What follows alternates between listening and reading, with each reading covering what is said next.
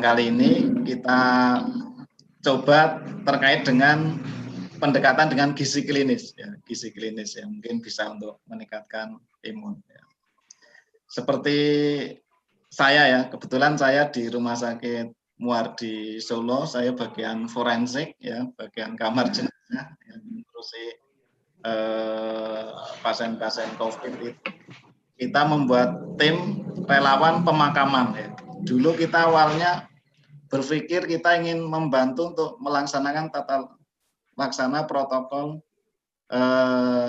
pemakaman COVID yang dulu kita nggak berpikir, ya ternyata sekarang ya, yang kita rukti, yang kita makaman itu ternyata ya teman sejawat kita, ya banyak juga dokter, teman sejawat, ustadz atau keluarga ternyata ya dulu belum bayangkan dan sekarang ini semuanya bisa kena ternyata. Ya, makanya ini harus terus kita giatkan ya dari sisi promosi kesehatan ya terus kita aktifkan sehingga pada kesempatan kali ini kami mencoba kembali ya mengupdate ilmu-ilmu terkait dengan COVID-19 ini ya.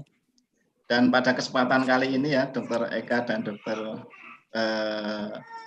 Fitria ya. Nanti kebetulan ini pesertanya bukan medis semua ya. Nanti tolong bahasa dan pembahasannya yang agak lebih cair dan bisa diterima umum bahasanya. Dan juga bagi para peserta ya kami ucapkan terima kasih ya atas berkenan.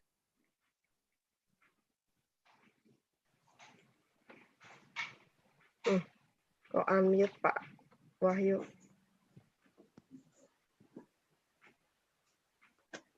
Sebentar Pak Wahyu kok unmute?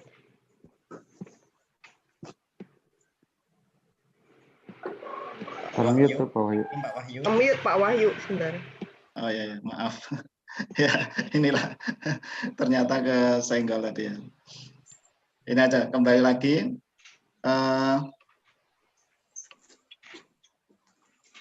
Sampai apa tadi? Intinya ini ya, kami ucapkan terima kasih pada Dr. Eka dan Dr. Fitriana ya, Fitria Melani.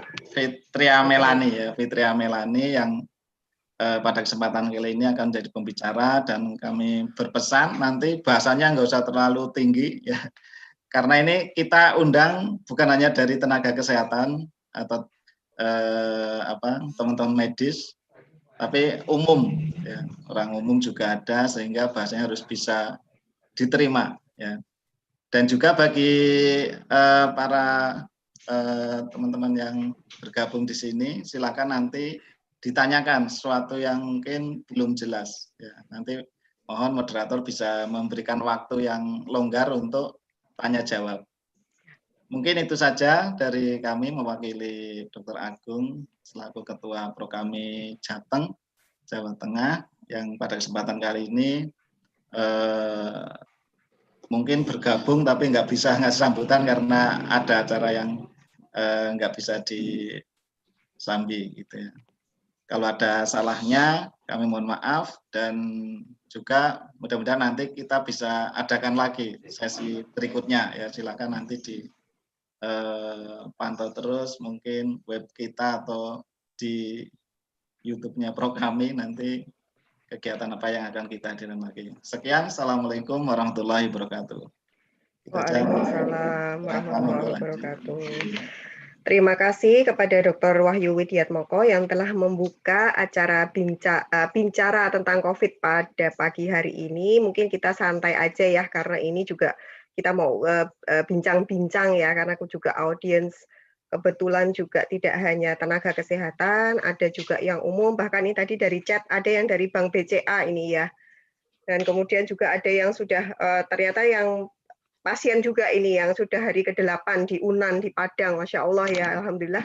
Ya ini banyak dari luar juga ya, Bengkulu juga ada ini kayaknya. Ya, iya dari Bengkulu, Alhamdulillah mudah-mudahan bisa ya. bermanfaat, bisa di-share ke semua. Jadi memang latar belakang dari acara ini adalah karena memang kasus yang sangat meningkat, di mana banyak masyarakat yang belum belum memahami dan kemudian belum mengetahui secara benar sebenarnya apa yang harus dilakukan kan karena banyak sekali hoaks-hoaks yang muncul ya dan berseliweran yang membuat kadang-kadang masyarakat itu bertambah bingung. Oke, selanjutnya mungkin kita langsung saja terima kasih kepada pembicara yang sudah hadir pada pagi ini, yaitu Dr. Eka Ginanjar. Ini yang pertama, kemudian yang kedua Dr. Fetria Melani yang sudah meluangkan waktunya. Dr. Eka sampai nggak jadi nggak jadi piknik ya Kak? Bukan karena ini kok, memang karena lihat situasi nggak memungkinkan. Iya, tadinya katanya Dokter Eka mau ke Ciamis. Waduh, Eka nggak apa-apa deh dari Ciamis gitu online-nya. Tapi alhamdulillah ini Dokter Eka memutuskan untuk tetap di Jakarta. Ya, mudah-mudahan sehat terus nggih, Dokter Eka. Iya. Jadi pembicara yang pertama ini adalah Dokter Eka Ginanjar. Ini Masya Allah ya, rajin sekolah ini ya. Dr. Eka Ginanjar, SPPD, KKV, Finasim, FACP, Vika, Mars. Ya, Masya Allah ini mudah-mudahan ilmunya barokah ini Dr. Eka ya. Sekilas ini untuk biodatanya tanggal lahir 30 Desember, jadi sebentar lagi ulang tahun Pak Wahyu. Dr. Eka-nya nanti akhir tahun ini. Diundang Solo Pak Eka. Jangan lagi ya. Nggak berani sekarang. Iya. Kemudian beliau pekerjaan sebagai PNS dan saat ini mendapatkan amanah sebagai Kepala Pelayanan Jantung Terpadu Rumah Sakit Cipto Mangunkusumo dan beliau banyak sekali amanah dan salah satunya adalah Wakil Ketua Prokami Pusat ya. Terima kasih atas kesediaan Dr. Eka Ginanjar yang sudah meluangkan waktunya untuk sharing ya bersama dengan Prokami Jawa Tengah. Istri satu ya, nggak ada sisir ya Kak, yang ini jatuh ya. Terus kemudian ini anaknya 4 ya. Untuk mempersingkat waktu mungkin dipersilahkan kepada Dr. Eka sekitar 20-25 menit ke depan untuk menyampaikan ulasannya. Terima kasih. Baik, bismillahirrahmanirrahim. Terima kasih Dr. Anta atas introduksinya. Assalamualaikum warahmatullahi wabarakatuh. Waalaikumsalam warahmatullahi wabarakatuh. Alhamdulillahirrahmanirrahim. Wassalatu ala asrofil anbiya'i wal mursalin wa ala alihi wa ashabi ajma'in amma ba'du. Alhamdulillah Bapak Ibu sekalian, terima kasih sudah memberikan kesempatan saya untuk bersilaturahim ke Jawa Tengah. Jadi kalau sekarang zamannya Zoom ini bersilaturahim itu tidak perlu pakai modal pesawat, tetapi cukup nyalain internet, kita sudah bisa bertemu di dunia maya. Baik, terima kasih Dr. Wahyu tadi atas sambutannya. Jadi juga sedikit memberikan gambaran tentang kondisi di tempat kita di Jawa Tengah dan juga di Indonesia secara umum bagaimana kasus terus meningkat. Tadi juga Dr. Anta sudah memberitahu bahwa saya sebenarnya rencana weekend ini setelah anak-anak selesai ujian mau pergi ke menengok orang tua di Ciamis, tetapi melihat situasi saya takut membawa virus ke tempat orang tua, sehingga akhirnya saya batalkan untuk pergi sampai melihat situasi yang ada. Padahal sudah sekian bulan tidak ketemu oleh orang tua saya di Ciamis. Tapi itu gambaran yang memang harus kita hadapi saat ini, dan saya coba menjelaskan dengan tadi pesannya bahasa yang semudah mungkin untuk bisa kita sama-sama paham apa yang harus kita lakukan untuk kita melawan virus ini, terutama kalau kita terpapar oleh virus COVID-19. Jadi yang paling penting adalah kita tahu dulu siapa musuh kita, apa yang harus kita hadapi, dan bagaimana cara kita menghadapinya. Karena kalau kita belum tahu siapa yang kita hadapi, maka percuma kita seperti melawan benda gaib yang tidak tahu kita harus ngapain. Tapi kalau kita tahu, maka kita akan yakin apa yang kita lakukan, yakin apa yang kita akan kerjakan, dan kemudian kita tahu apa yang kita kerjakan itu akan mendapatkan hasil yang baik dan maksimal. Baik, saya dikasih waktu sekitar 25 menit ya. Jadi saya akan ada beberapa slide yang akan saya cepat saja, tetapi ada beberapa slide yang akan saya fokuskan untuk kita bahas karena terkait dengan tema kali ini. Tadi sudah diperkenalkan, saya Dr. Eka Ginanjar, bisa dipanggil Dr. EKG. Ya, kalau ketemu di jalan atau ketemu di dunia maya, silahkan berkontak dengan saya. Baik, Bapak Ibu sekalian, ini suatu data angka yang membuat kita pusing, membuat kita stres, ya. Apa sih sebenarnya data ini? Apa sih yang terjadi? Ini data kemarin 12 Desember 20. Ya, kita lihat penambahan kasus kita adalah 6.300. Lihatnya di sini Bapak Ibu sekalian. 6.300 dan kemudian kita lihat data terkonfirmasi, pasien terkonfirmasi adalah 611.631 orang. Ini adalah data kumulatif. Jadi jangan takut, berarti ada 600.000 orang yang sakit. Enggak. Ya, yang sakit tidak segini. Yang sakit adalah yang terkonfirmasi dikurangi yang sembuh, dikurangi yang meninggal. Itu adalah yang sakit saat ini. Jadi yang aktif. Jadi saat yang sudah selesai, yang discharge dari masalah COVID ini adalah 500.000 ditambah 18.000. Yang sembuh dan yang meninggal. Itu adalah selesai.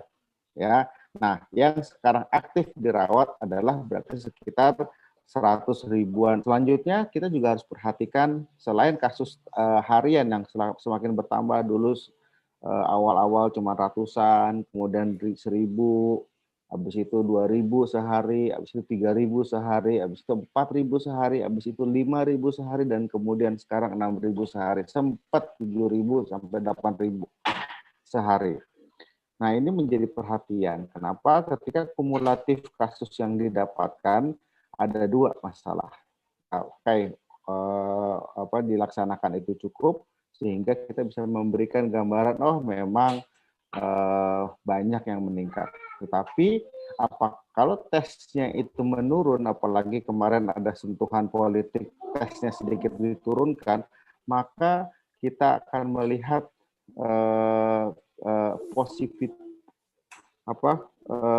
positivity rate-nya ya itu akan meningkat, yaitu meningkat banyak ya. Nih, positif rate-nya itu 14,38%. Artinya apa? Dari 100 orang yang diperiksa, artinya ada 15 orang, 14 atau 15 orang positif. Nah, ini kan hal yang berat. Ya. Di dunia standarnya adalah di bawah 5%. Jadi dari 100 orang yang diperiksa, itu cuma 5 orang yang ditemukan positif. Tema yang saat ini saya coba paparkan kepada Bapak Ibu sekalian. Karena ketika kita positif, ya, diharapkan adalah positif ketika kondisinya adalah kondisi yang tidak ada gejala. Ataupun kalau bergejala adalah ringan. Artinya apa? Kita dites ketika kita tidak bergejala. Kita dites karena kita tracing. Oh, kita positif terpapar, maka disitulah kita harus melakukan segala sesuatu upaya, tadi nanti makanan sehatnya, vitaminnya, dan segala macam, untuk kita bisa mendapatkan hasil yang baik, yaitu kita sembuh. Ya, jangan sampai kita dites di positif ketika kita napasnya sudah satu-satu, sudah ngos-ngosan, saturasi oksigen kita sudah turun, sudah sesak sekali, maka kemungkinan untuk sembuhnya akan lebih kecil, ya, karena itu data sudah jelas, sudah terbukti, data di RSCM, data di RSP, data di Hasan Sadikin, so menunjukkan seperti itu. Pasien dengan tanpa gejala atau gejala ringan, maka kesembuhannya mendekati 100%. Ya, bahkan bisa dikatakan di persahabatan mendeklar 100% sembuh kalau kondisinya ringan, bahkan tidak bergejala. Ya, sedang pun mendekati 100%. Tetapi ketika, sekali lagi, ketika ya kita sakit sedang, datang sudah kondisi berat dan kondisinya apalagi kritis, maka bahkan kalau kritis terventilator kondisinya, maka angka kematiannya bisa mendekati 70-80%. Artinya apa? 10 orang yang sakit ventilator, 8 orang meninggal. Jadi ini harus diperhatikan. Ini poin pertama. Ketika kita positif, maka segera mungkin kita tahu kita positif, segera mungkin kita harus melakukan sesuatu. Kita lakukan itu. Ya, jadi ini kasus kita dan ini adalah gambaran yang memang perlu kita pahami. Jadi Bapak Ibu sekalian, ini data kita. Mohon maaf nih, contreng-contreng layar bisa dihapus ya. Mungkin tercontreng dari hostnya bisa menghapus. Ya, makasih. Baik, ini data kita. Jawa Tengah saat ini masih merah ya, masih banyak kasus positifnya data kemarin sampai 12 Desember, walaupun kemarin yang juara itu Jawa Barat, tetapi Jawa Tengah masih hampir 1.000 orang dalam itu penemuannya. Tetapi yang perlu diperhatikan adalah kematiannya. Angka kematian tertinggi masih Jawa Timur. Saya juga nggak tahu kenapa di Jawa Timur angka kematiannya selalu tinggi. Walaupun kasus positifnya turun, tetapi angka kematiannya tinggi. Ada dua sih kemungkinan, apakah memang pelayanan kesehatannya tidak mampu, atau memang ya tadi kasus yang ditemukannya adalah kasus-kasus yang berat. Artinya apa? Orang dites ketika dia sakit, ketika dia sudah dengan gejala yang berat. Nah, ini faktor-faktor yang bisa diperhatikan, dan ini yang harus kita pahami betul-betul supaya kita paham. Lebih baik kita segera tahu, jangan takut, jangan malu untuk kita tahu bahwa kita positif. Daripada kita terlambat, sudah batuk, sudah pilek, sudah sesak, sudah kolaps, baru kita minta pertolongan untuk berobat. Nah, outcome-nya akan tidak baik. Satu. Yang kedua, ketika kita tahu segera, kita akan bisa melindungi keluarga kita. Kita akan bisa melindungi keluarga kita, orang-orang yang disayangi, untuk tidak tertular oleh kita. Untuk itu, untuk apalagi orang-orang yang berisiko tinggi, orang-orang yang keluar rumah, ini harus diperhatikan dengan baik. Jadi, aktivitas segala yang kita lakukan, yang beresiko seperti ini, goeslah, aktivitas ibadahkah, aktivitas hajatankah, dan lain sebagainya, itu merupakan aktivitas yang menimbulkan kerumunan orang. Dan semua yang menimbulkan kerumunan orang, apapun bentuknya, itu bisa menimbulkan penularan. Dan ketika kita timbul menjadi penularan, faktor resiko tersebut, maka itu akan menjadi faktor kita. Nah, jadi apa dan bagaimana COVID-19 ini? Saya sekilas saja, mungkin 5 menit saja saya sampaikan. COVID-19 ini seperti ini, ya. Dia adalah suatu virus yang ada spike-nya, ada gambaran spike-nya ini, maka di bawah mikroskop terlihat seperti corona, makanya disebut coronavirus. Dan ada seperti umumnya virus, dia ada bungkusnya, ya. Bungkusnya adalah membran lipid. Sekali lagi, membran lipid yang membungkus virus itu sifatnya adalah lipid.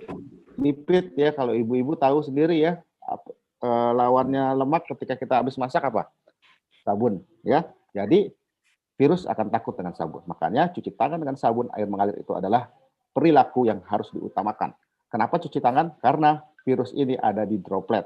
Virus ini ada di percikan. Dia menempel di mulut yang sehingga mulut tersebut mengandung percikan. Ketika saya bicara, ketika kita bersin, ketika kita batuk, itu akan terpercik droplet tersebut, percikan tersebut. Nah, virus itu mengandung di situ. Dan virus mengandung di situ, maka dia akan turun masuk ke meja, gagang pintu, dan lain sebagainya. Dan itu, tangan ini adalah organ tubuh kita yang paling sering menempel di mana-mana. Megang sana, megang situ, dan lain sebagainya. Sehingga tempelan percikan orang lain itu harus segera kita hapus segera dengan mencuci tangan dengan sabun, ya. Jadi itu yang paling penting harus kita ketahui. Begitu pula kalau kita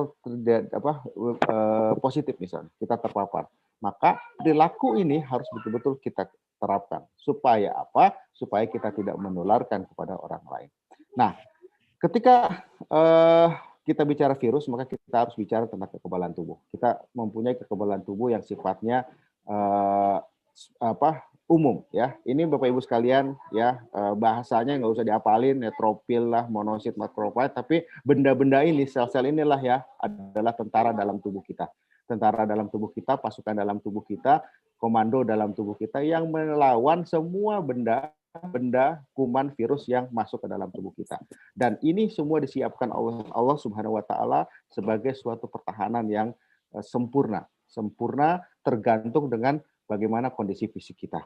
Dan virus itu masuk melalui saluran pernapasan, ya. Ini virusnya masuk ke saluran pernapasan, dia masuk lewat saluran pernapasan itu dari pernapasan atas sampai bawah, maka bentuk saluran pernapasan bawah kita seperti ini, ya. Nah, di sini sudah ada perlawanan. Ketika daya tahan tubuh kita baik, daya tahan tubuh kita sempurna, virus ini kemungkinan bisa dieliminasi segera. Tetapi ketika pertahanan tubuh kita kurang baik, atau virusnya itu terlalu banyak dan terlalu kuat, ya, paparannya terlalu banyak dan terlalu kuat, maka kita kalah. Maka virus akan masuk ke tubuh kita. Pertahanan tubuh ini tetap bekerja dengan respon kekebalan tubuh yang disebut dengan respon inflamasi, peradangan. Ya, salah satunya adalah itu. Nah, ketika kita besarkan gambarnya sebelah kanan, Bapak Ibu sekalian. Sekali lagi jangan melihat nama-namanya, nggak usah diapalin, Bapak Ibu sekalian. Saya juga nggak apa, ya. Tetapi perhatikan, ya, ini adalah perperangan yang terjadi. Peperangan yang terjadi di dalam itu tubuh kita selalu melawan. Wah, virus keluar kamu, jangan sampai masuk ke dalam tubuh kita. Dilawan dengan sekuat tenaga. Dan ketika peperangan itu terjadi, maka tinggal dilihat apakah tubuh kita yang lemah atau musuh yang terlalu kuat.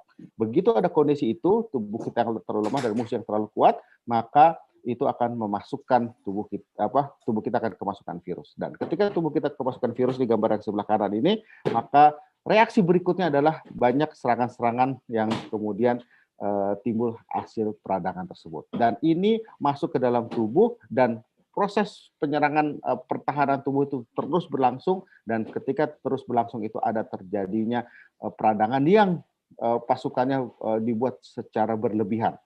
Makanya disebut dengan yang namanya cytokine storm atau badai peradangan. Dan badai peradangan ini yang sifatnya sistemik bisa mengganggu kepada semua organ tubuh dan itulah yang bisa menyebabkan kematian. Lihat ya, fasenya fase virus masuk, virus berkembang dan kemudian menimbulkan badai peradangan. Nah, fase waktu ini yang perlu kita perhatikan. Fase waktu ini yang membutuhkan perhatian kita. Kalau kita terpapar, kalau kita positif, apa yang kita lakukan? Apakah yang dilakukan yang paling utama di fase yang pertama ini atau di fase akhir? Saya sudah bilang dari awal, kalau kita sudah di fase akhir, fase cytokine storm, itu akan membutuhkan modal yang sangat besar. Membutuhkan kekuatan tubuh kita, membutuhkan doa yang sangat kuat. Kenapa? Karena itu betul-betul sangat tergantung itu kita bisa melawan badai itu atau tidak. Ketika kita tidak bisa melawan badai itu, maka kita akan kalah, dan kita kalah bisa menimbulkan kematian, meninggal. Jadi sesimpel itu Bapak Ibu sekalian. Tinggal kita harus tahu apa yang harus kita lakukan pada segmen-segmen tersebut. Nah ini ya stage-nya ini ya, stage 1, stage 2 dan stage 3 ya. Stage 1 adalah ketika virus terpapar, dan disinilah yang harus kita lakukan. Ya, pertama tentu kita usahakan jangan sampai kita terpapar. Kita pakai masker ya supaya virus yang masuk tidak terlalu banyak. Tadi terlalu banyak, terlalu kuat juga masalah. Daya tahan tubuh kita harus kita pertahankan dengan baik. Dan begitu kita terpapar, maka disitulah saat yang penting untuk kita menentukan kita akan berlanjut ke fase berikutnya atau tidak. Makanya ketika kita tahu segera, ketika fase 1 ini kita tahu kita positif, maka disitulah waktu yang paling tepat untuk melakukan pengobatan. Antivirus kita dapatkan, vitamin dosis tinggi kita dapatkan, dan kita melakukan isolasi diri. Tadi makanan-makanan bergizi dan semua segala macam, itu adalah waktu yang tepat untuk kita meningkatkan daya tahan tubuh kita. Dan disitulah peperangan awal di mana kita posisinya masih di atas angin. Karena di sini virus masih lemah, masih belum bereplikasi, masih belum banyak, dan respon tubuh terhadap badai inflamasi masih sedikit. Nah, makanya fase awal ini sangat penting. Pertama adalah kita harus mengetahui kita masuk fase pertama.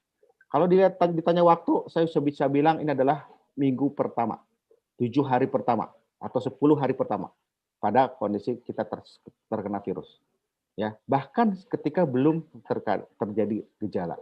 Nah, kalau sudah minggu kedua, ya, apalagi minggu ketiga, biasanya orang akan meninggal karena virus ini adalah pada minggu ketiga. Ya, pada hari ke-18, ke-20, ya, ke-24, ya, itu akan mengalami perburukan dan biasanya tidak tertolong. Tetapi ketika kita bisa tahu di hari pertama dengan obat-obatan dan daya tahan tubuh yang baik, maka insya Allah bisa mendekati 100% akan selamat. Jadi, Bapak Ibu sekalian, kalau sudah paham ini, maka kita tahu apa yang harus kita lakukan kalau kita positif. Karena apa? Karena kebanyakan kasusnya adalah yang ringan dan tidak terdeteksi. Dan di sinilah tantangannya secara epidemiologi. Kita harus tahu betul-betul apa yang kita lakukan, ya, terutama adalah gejala-gejala yang dapat, dan ketika kita ada gejala atau kita tracing kontak erat, maka kita harus segera tes. Dan kita tes, ketika kita positif, langsung kita lakukan pengobatan. Langsung kita melakukan sesuatu untuk kita bisa mencegah jangan sampai kita jatuh kepada yang bergejala. Karena ketika kita jatuh kepada bergejala fase yang tadi fase lanjutnya, maka akan timbul masalah yang tidak kita inginkan. Jadi Bapak Ibu sekalian, yang paling penting kita mengenali gejala. Ya, ini gejalanya Bapak Ibu sekalian, ya mulai dari demam seperti kita sakit batuk pilek ya. Banyak dokter jadi korban. Salah satu analisisnya adalah karena dokter merasa dirinya bisa ngobatin. Ini batuk pilek biasa. Ya, padahal ternyata COVID. Ya, jadi jangan menyepelekan. Batuk pilek biasa kita memang tidak tahu ini bisa batuk pilek biasa tapi bisa juga COVID. Yang bisa diketahui adalah dengan melakukan tes. Ya, yang khas saat ini adalah adanya kemampuan kehilangan kemampuan indera pengecap dan pencium, ya, anosmia. Ini adalah gejala yang bisa dibilang spesifik untuk COVID-19, walaupun tidak semua mengalami ini. Oke, jadi kalau ada mengalami ini, segera, sekali lagi segera. Tahap awal adalah hal yang penting. Ya, yang lain adalah seperti gejala batuk pilek biasa, nyeri otot, kepala dan lain sebagainya, dan bisa disertai dengan sesak. Nah, kalau sudah disertai sesak itu adalah sudah lanjut. Ya, kenapa sudah lanjut? Karena ini bisa sudah menimbulkan masalah di paru-paru. Maka segera harus lakukan pengetesan laboratorium, harus dilihat. Kita bisa lihat limfositnya rendah atau tidak. Ya, limfosit itu salah satu komponen dari sel darah tentara kita. Ya, kalau ada mengalami infeksi virus maka ini akan menurun. Lalu ada tanda-tanda inflamasi yang meningkat, ya, dan kemudian tes yang spesifik, ya, yaitu tes PCR. Nah, kalau ini berlanjut maka dia akan seperti ini.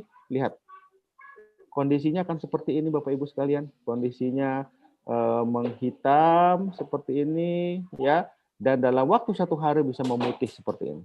Memutih seperti ini artinya apa? Dalam paru-parunya sudah terjadi proses peradangan yang menyeluruh. Infeksi virusnya sudah merusak sel-sel tubuh paru-paru dan kemudian menginfeksi seluruh tubuh. Ya, dan ini sudah sulit untuk diatasi. Harus dilakukan ventilasi.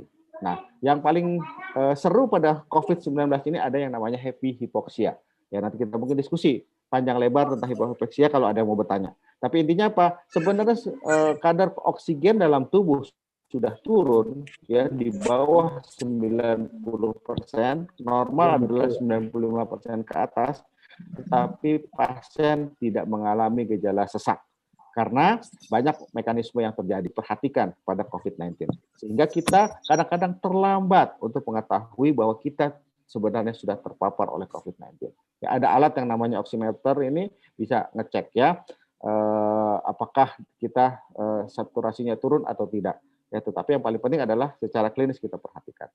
Nah, jadi banyak hal yang harus kita perhatikan. Dan sekarang pertanyaannya, ya kalau gitu gimana dok? Bagaimana kalau memang kita kena?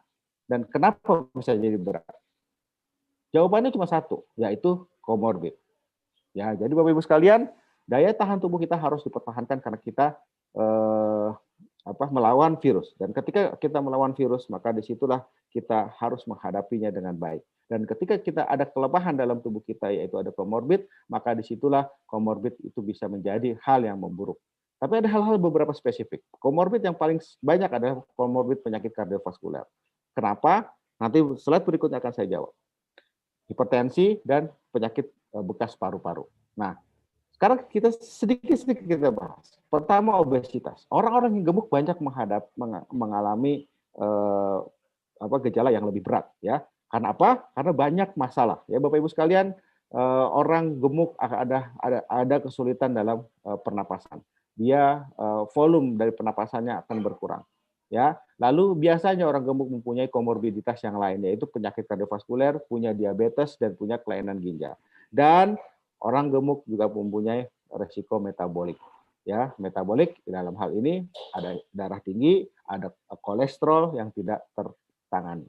Sehingga orang yang gemuk bisa mempunyai komorbid yang banyak.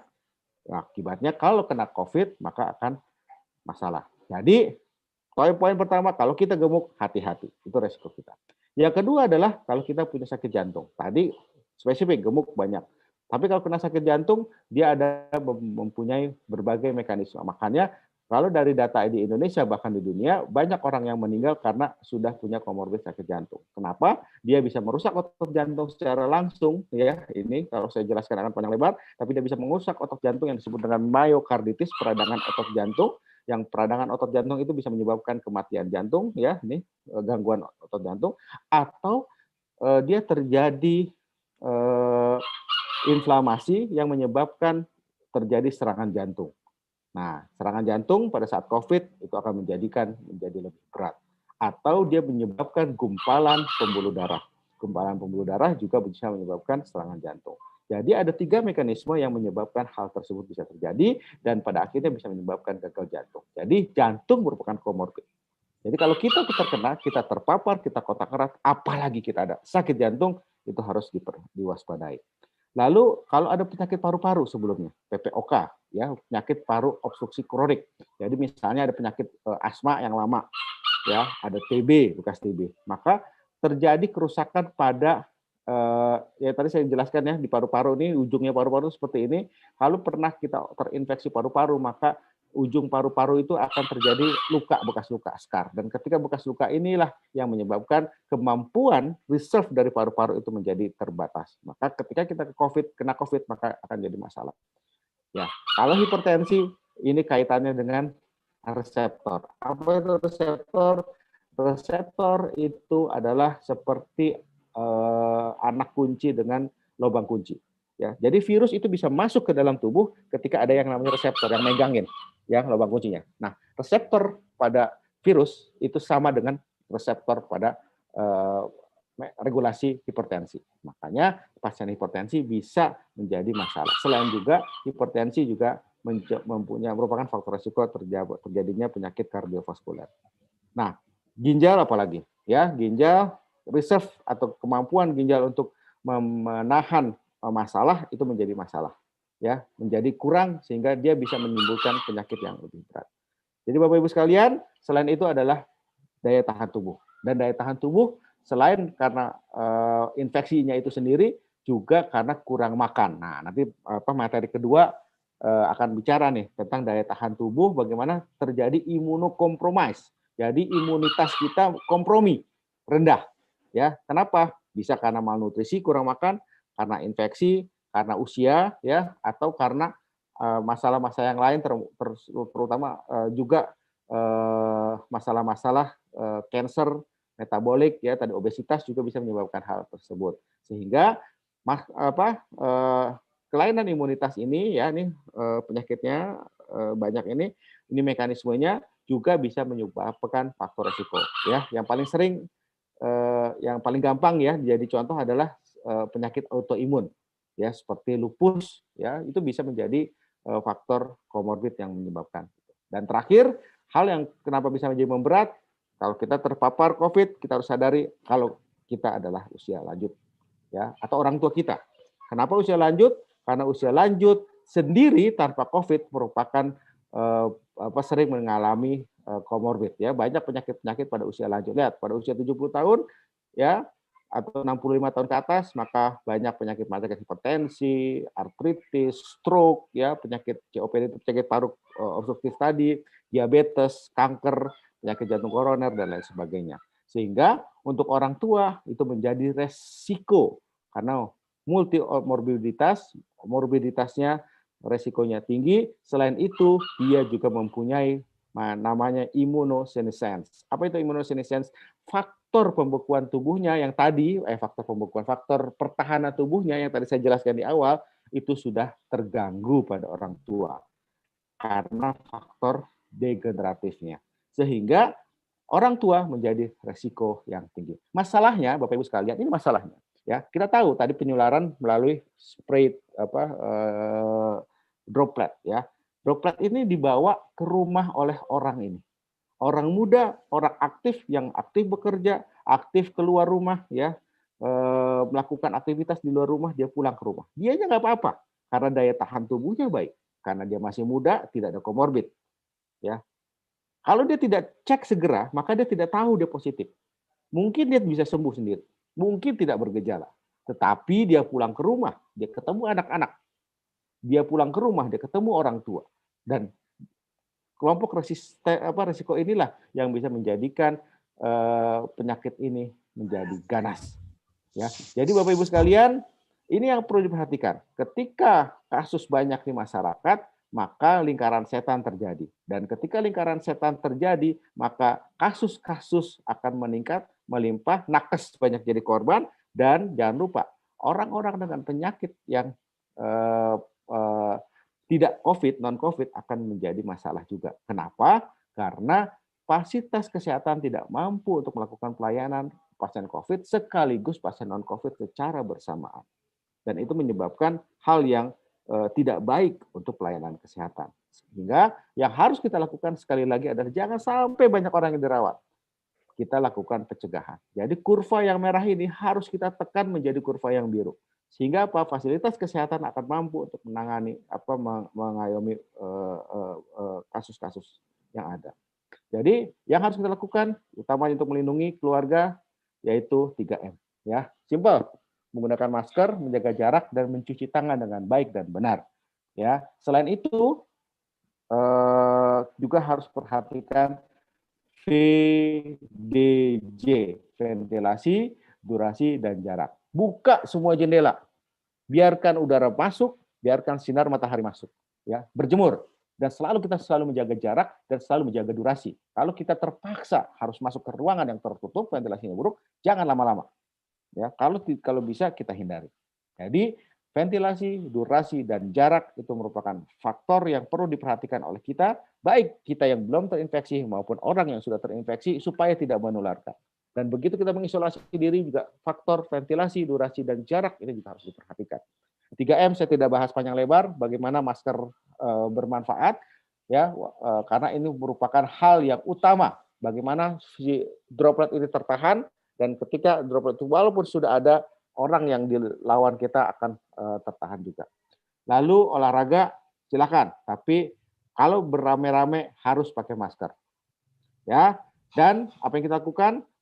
Sekali lagi cuci tangan, cuci tangan, cuci tangan. Ya, 3M cuci tangan itu merupakan hal yang utama karena tadi droplet ada di bawah dan kita harus memperbaikinya dengan baik dan kemudian membersihkannya dengan baik dan kemudian jarak ya. Bagaimana jarak ini supaya orang batuk itu tidak sampai, orang bersin itu tidak sampai. Makanya nggak mungkin setiap ada kerumunan pasti akan ada pelanggaran physical distancing. Nah, yang paling penting adalah bagaimana kita bersama-sama memerangi ini.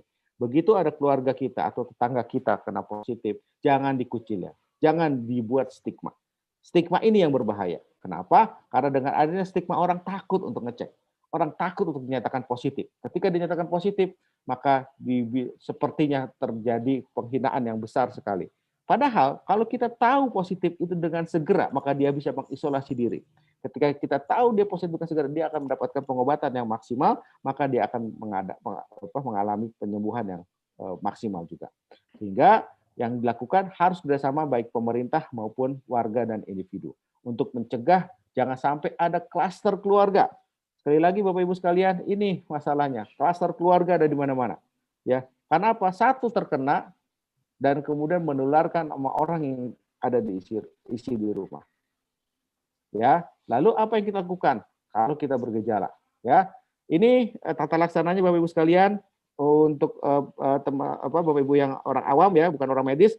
Ini bukan mempersulit, tapi harus tahu bahwa lihat ya, ketika ada bergejala ya harus dilihat pola napasnya sama tadi saturasinya. Ketika itu tidak ada maka ringan. Tetapi ketika ada gejala maka dimasuknya gejala berat dan sedang. Sekali lagi kalau masuk sedang dan berat itu rentetannya panjang ya.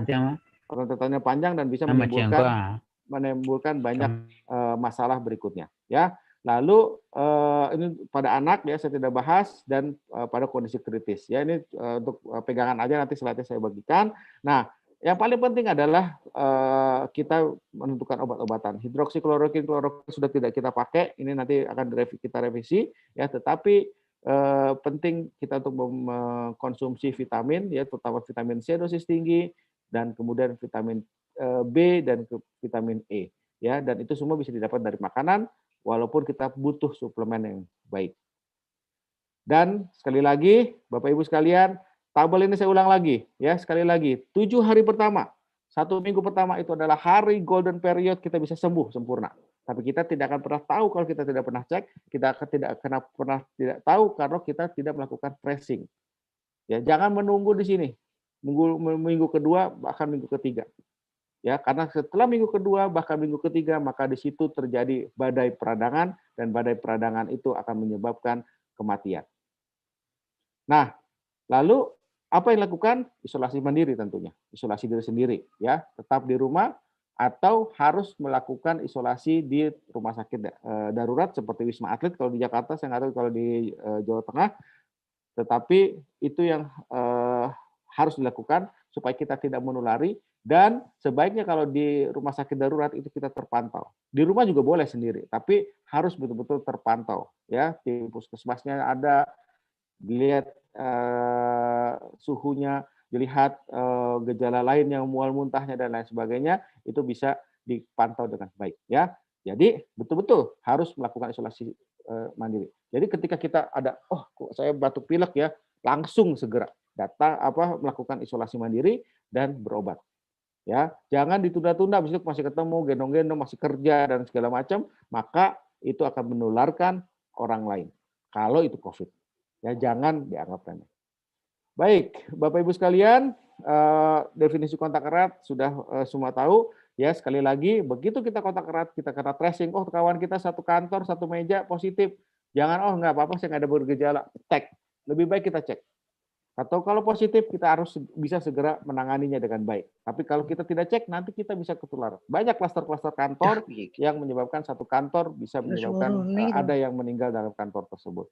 Dan apa yang harus dilakukan pemerintah, ya sekali lagi saya cukil sedikit makosid syariah bahwa memelihara jiwa, hifz an-nafs, itu merupakan lebih utama dibandingkan dari hifz al-mal. Ya, jadi jangan terlalu memikirkan ekonomi.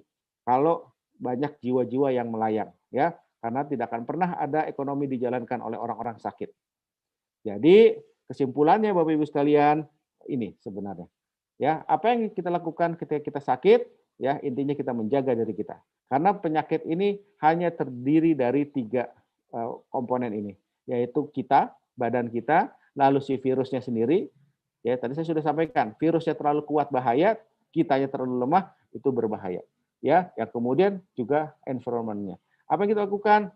Ya, untuk menjaga supaya virus tidak masuk, ya kita lakukan tadi pakai 3M. Ya, 3M supaya tidak terkena virus masuk ke kita.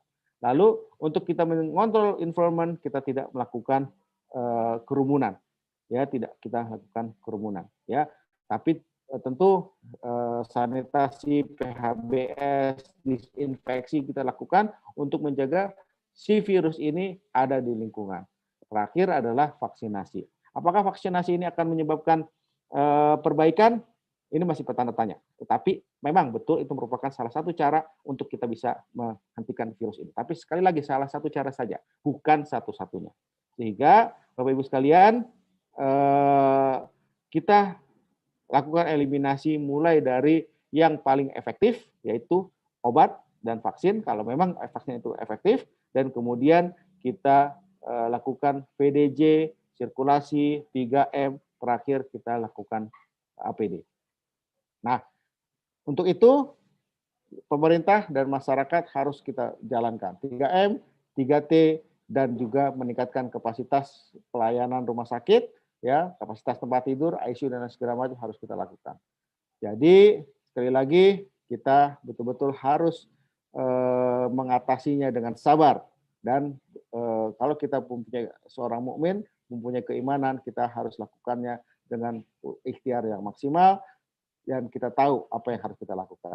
Walau alam bisawab, alhaqu min rabbik fala takunanna minal mumtarin.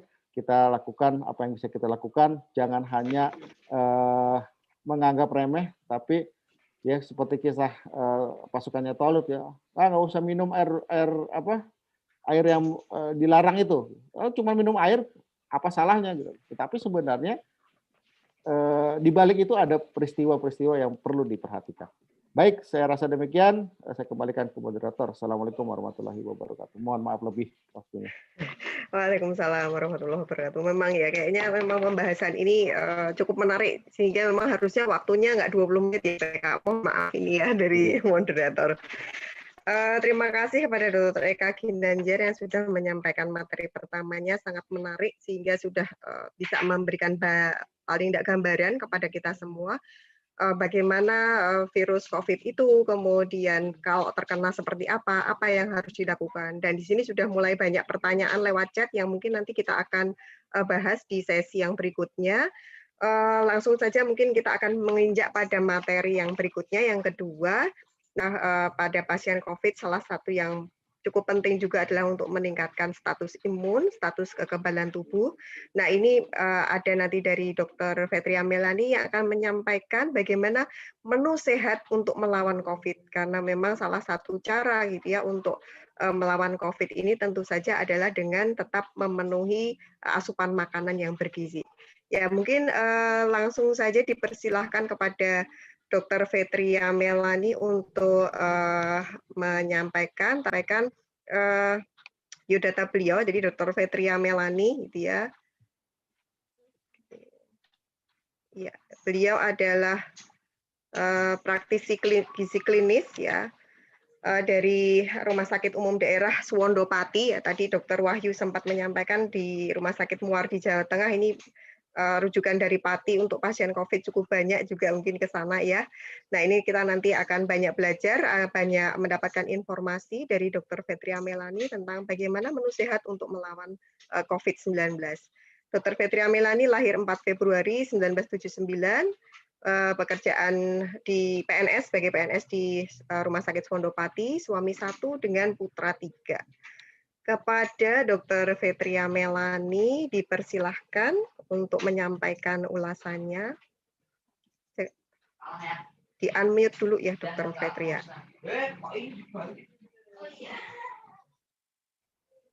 Dr. Fetria sebentar. Dipersilahkan kepada Dr. Fetria Melani. Halo, Assalamualaikum. Ya, Waalaikumsalam. Mungkin bisa di-sharing dari panitia ya. Oh iya. Oke, sebentar. Dari sini, Mbak.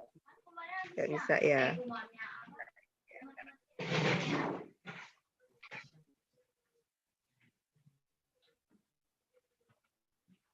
Ya, ini ya Dr. Fetria.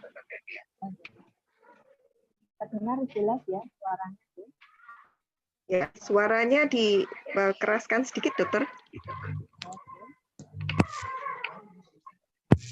Ya.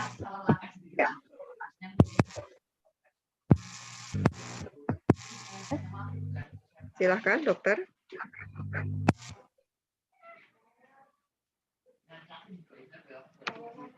Cek, Dr. Fetria. Ya.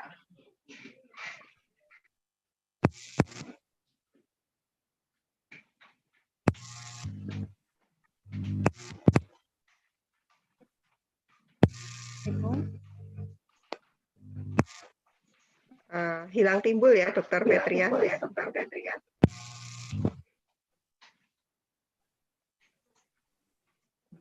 Oh, nggak usah pakai earphone, langsung mungkin nggak usah. Langsung ya, coba Dr. Fetria, headsetnya di ini. Saya nggak pakai earphone ya bisa. Bentar.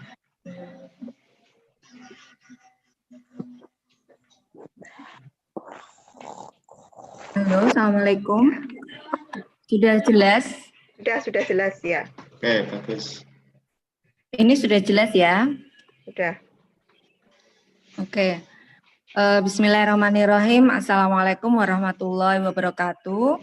Waalaikumsalam warahmatullahi wabarakatuh. Ya, alhamdulillah, terima kasih atas waktu yang diberikan.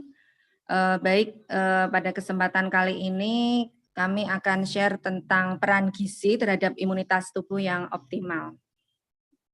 Next slide. Oke, tadi sudah dijelaskan oleh Dr. Eka ya, bagaimana faktor host itu sangat penting dalam mempertahankan imunitas tubuh dan salah satunya adalah faktor gizi. Gizi seimbang dibutuhkan oleh sel imun agar dapat berfungsi dengan baik, terutama pada kondisi terjadi peningkatan kebutuhan zat gizi, yaitu pada saat infeksi. Terdengar jelas suaranya? Jelas, Dokter Mela? Oh, iya. Jelas, monggo terus. Baik. Yang kedua adalah gizi seimbang optimal memperkuat respon imun dan membantu mengatasi infeksi dalam waktu lebih pendek sehingga membantu penyembuhan. Dan baik dari gizi makro dan mikro sama-sama berperan penting.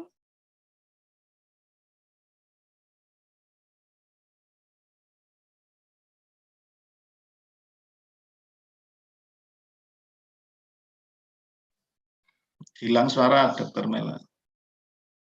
Atau mungkin untuk mengurangi beban sinyal kamera dimatikan. Halo? Oh, iya. Kamera bisa matikan.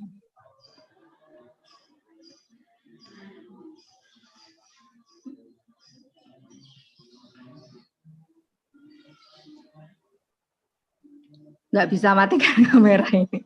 Ini sudah jelas nih. Nggih, lanjut. Sudah. Oke. Nggih. Itu yang kedua.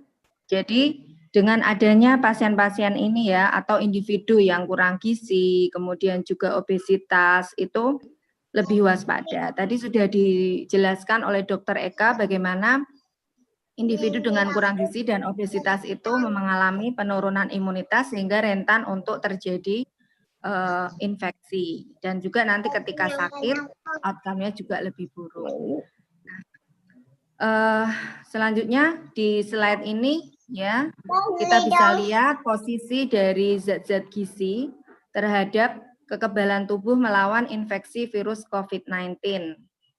Oke, contohnya di sini ada vitamin A, vitamin C, vitamin D, vitamin E, kemudian juga tembaga, zat besi ya, mineral magnesium ya, kemudian antioksidan polifenol itu berperan dalam fungsi makrofag. Apa sih fungsi makrofag itu? Apa ya makrofag itu? Jadi makrofag itu adalah suatu sel darah putih yang dia tugasnya ya, dia menemukan, kemudian juga dia akan memakan ya zat-zat atau patogen-patogen dari luar ya, baik dari itu virus, bakteri dan lain sebagainya. Sehingga dia merupakan suatu sel yang penting sekali fungsinya di dalam tubuh kita terkait dengan kekebalan.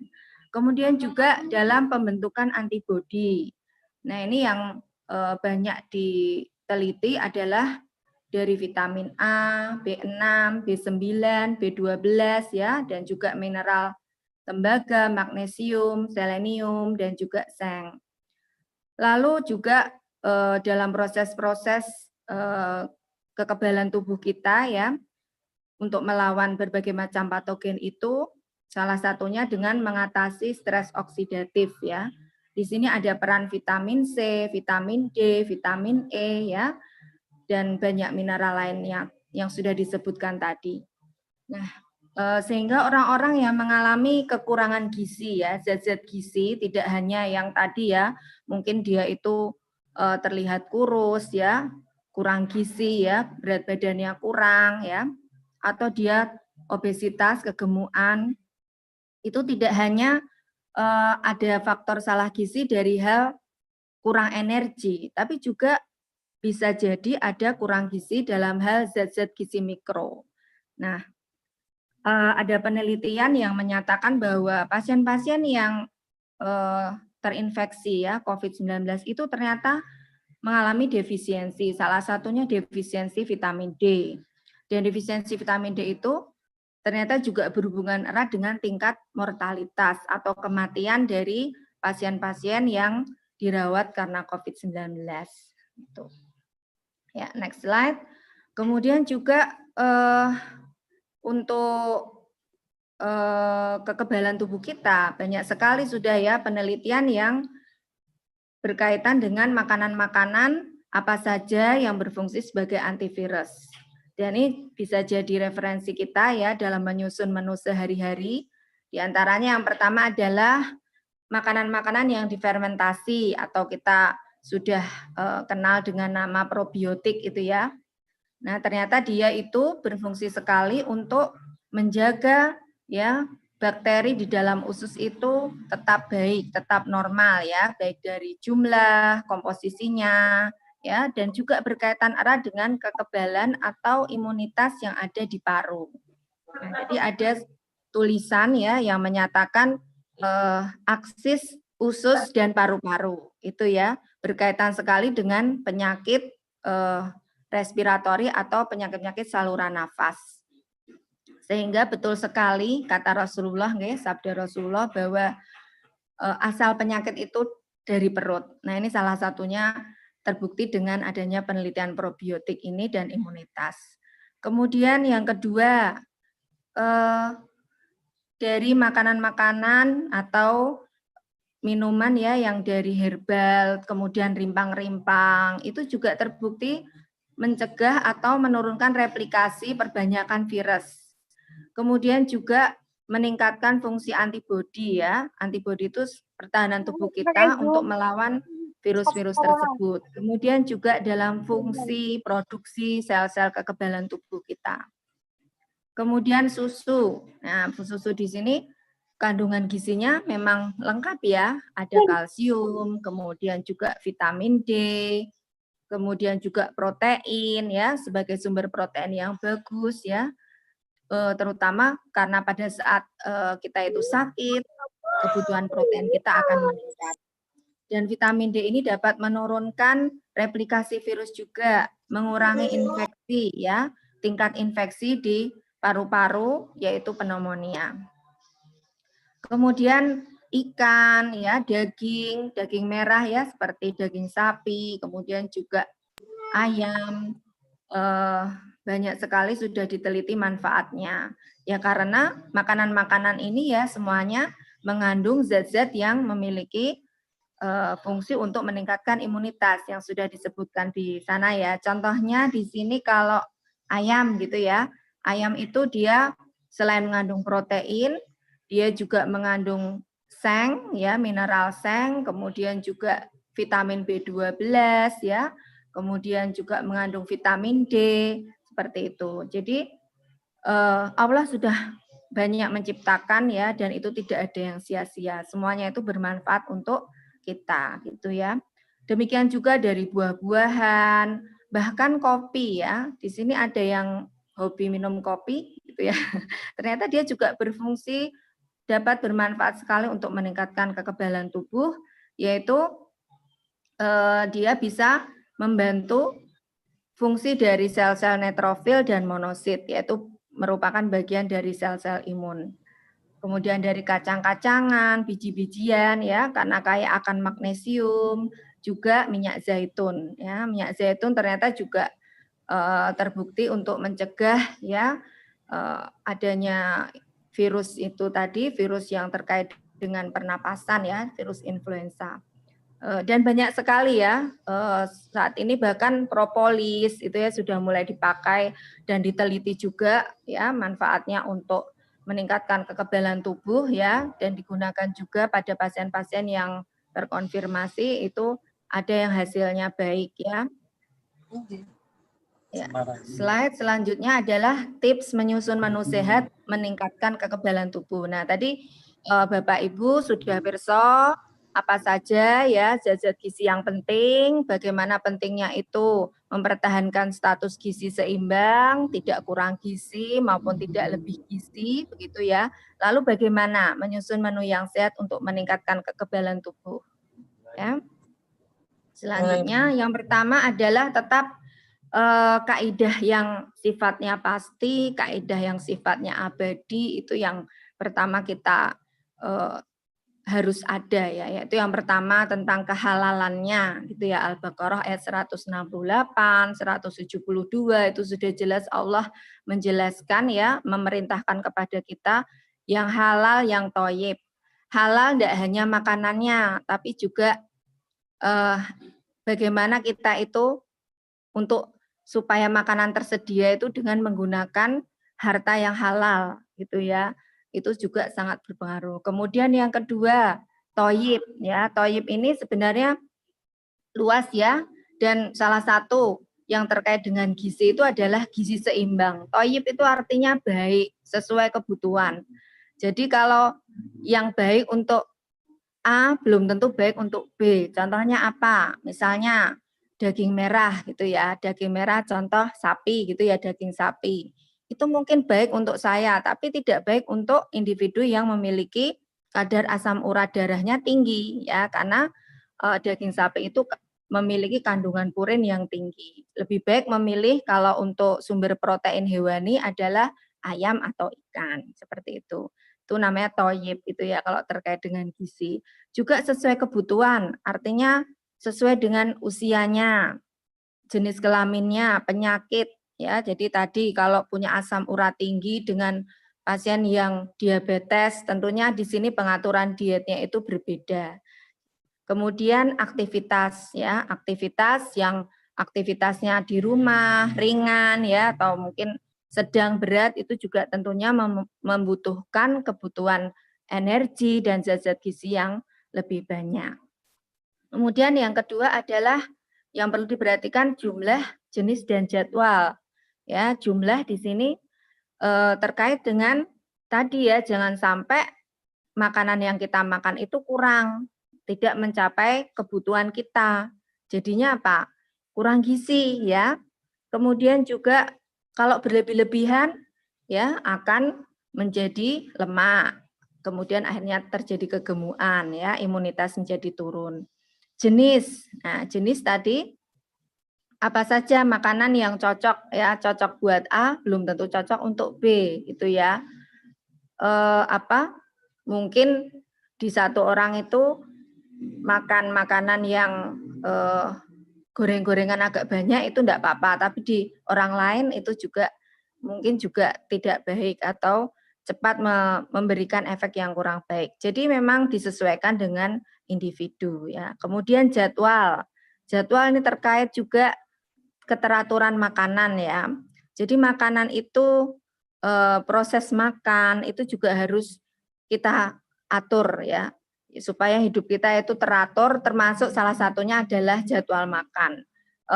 Pengalaman dari pasien-pasien yang periksa itu ya, konsul gizi itu salah satu sebabnya itu tadi makan ya sebisanya, pas ada waktu makan, akhirnya gampang sakit ya, imunitasnya turun seperti itu.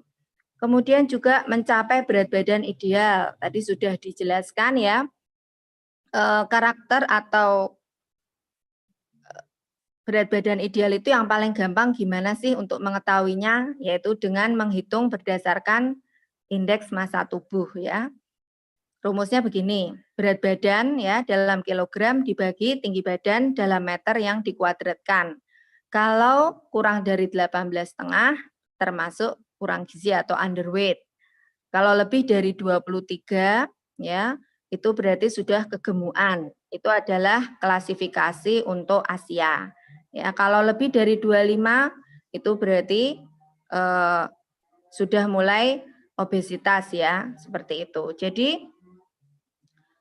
kita sesuaikan berat badan kita, terutama di masa pandemi ini. Kalau memang berat badannya kurang, ayo asupannya diperhatikan lagi. Saya kalau bisa meningkatkan berat badan ya supaya imunitas saya membaik. Kalau misalnya berat badan yang berlebih atau sudah termasuk overweight atau obesitas, nah itu coba untuk yang sehat ini yang belum terinfeksi COVID ya, di rumah diatur makannya, olahraga ya, aktivitas fisik teratur supaya berat badannya itu bisa turun ya. Apalagi di masa pandemi ini orang-orang itu cenderung untuk senang di rumah, akhirnya gaya hidupnya yang lebih cenderung sedentarian ya, jadi di rumah nggak ngapa-ngapain gitu ya, mungkin lihat TV sambil ngemil gitu. Jadi aktivitas fisik selain yang fisik juga aktivitas ngemilnya juga bertambah. Lah itu bahaya kalau dibiarkan ya, bisa terjadi ledakan obesitas nanti di Indonesia. Ya, kemudian mencukupi kebutuhan cairan tubuh ya. Di sini yang terbaik adalah 30 cc per kilogram berat badan, itu untuk menghitung ya, kurang lebihnya seperti itu ya. Kemudian juga mengurangi asupan gula sederhana. Contohnya yang mana? Yang paling gampang itu kalau manis-manis ya, kemudian gula, gula pasir, sirup ya. Karena kalau tinggi asupan gula sederhana ya masuk ke dalam tubuh kita, kadar gula darah meningkat ya, bisa menimbulkan suatu keradangan. Dan itu tidak baik untuk sistem imun ya, bisa menurunkan imunitas ya. Kemudian juga minum suplemen vitamin dan antioksidan bila dibutuhkan. Jadi kalau Bapak dan Ibu itu berencana untuk mengkonsumsi suplemen, vitamin, mungkin ya, itu tolong konsultasikan kepada dokter ya, karena bisa jadi ya suplemen-suplemen itu tidak cocok ya, terutama kalau Bapak Ibu juga menderita penyakit tertentu ya, jangan-jangan ada interaksi obat ya antara obat yang diminum dengan suplemen atau antioksidan tadi. Tujuannya baik tapi malah menjadi tidak baik seperti itu. Slide selanjutnya. Jadi intinya adalah bagaimana supaya terpenuhi ya semua kebutuhan zat gizi kita ya, baik dari energi, karbohidrat, protein, lemak ya, serat dan juga berbagai macam vitamin, mineral tadi. Yang pertama adalah eat a rainbow. Jadi makanlah beraneka ragam panganan ya, makanan. Tapi itu ya halal dan thayyib. Itu kaidah yang pasti itu harus nomor 1 dulu gitu ya, halal untuk kita dan thayyib ya, sesuai dengan kebutuhan kita. Dengan kita itu mengkonsumsi makanan yang beraneka warna, kita juga akan mendapatkan manfaat yang banyak. Zat gizi yang masuk ke dalam tubuh kita juga akan lebih lengkap ya. Contohnya begini, makanan-makanan yang dari tumbuhan itu dia kandungan vitamin B12-nya itu sedikit ya. Jadi orang-orang yang vegetarian itu berisiko untuk defisiensi vitamin B12 ya. Kecuali kalau gimana dia mengkonsumsi tempe sebagai substitusi ya kebutuhan vitamin B12 dari bahan nabati. Nah, untuk makanan-makanan yang dari hewani dia itu tinggi akan zat gizi seng, kemudian juga zat besi ya, kemudian protein, terus juga bioavailabilitas, jadi juga tingkat kemanfaatannya di dalam tubuh itu untuk protein dari hewani itu lebih tinggi dibandingkan yang nabati. Nah, sehingga dapat kita simpulkan bahwa makanlah beraneka ragam makanan ya, apabila itu halal, itu thayyib, kita konsumsi seperti itu. Sehingga kita akan mendapatkan manfaat yang optimal dari bahan makanan yang kita makan ya. Setiap kita melakukan sesuatu kan anjurannya diniatkan untuk lillah ya. Sama Ibu, Bapak ya. Jadi ketika kita menyediakan makanan atau menu di rumah untuk keluarga kita niatkan bahwa insya Allah dengan makan makanan ini kita ikhtiar sudah menyediakan yang terbaik ya. Dengan gizi yang cukup gitu ya. Supaya ibadah kita kepada Allah lebih optimal gitu ya. Sehingga ibu-ibu ketika memasak ya, sebaiknya kalau yang punya hafalan sambil murotal gitu ya, sambil di murojaah, nun saya murojaah hafalannya gitu ya, Masya Allah gitu. Supaya ini tadi ya, jangan-jangan bisa jadi dengan kita itu murojaah, dibacakan Al-Quran ya, zat-zat gizinya mungkin lebih optimal. Memang itu gak ada evidence base-nya ya, tapi Allah sudah menyatakan bahwa Al-Quran ini adalah obat.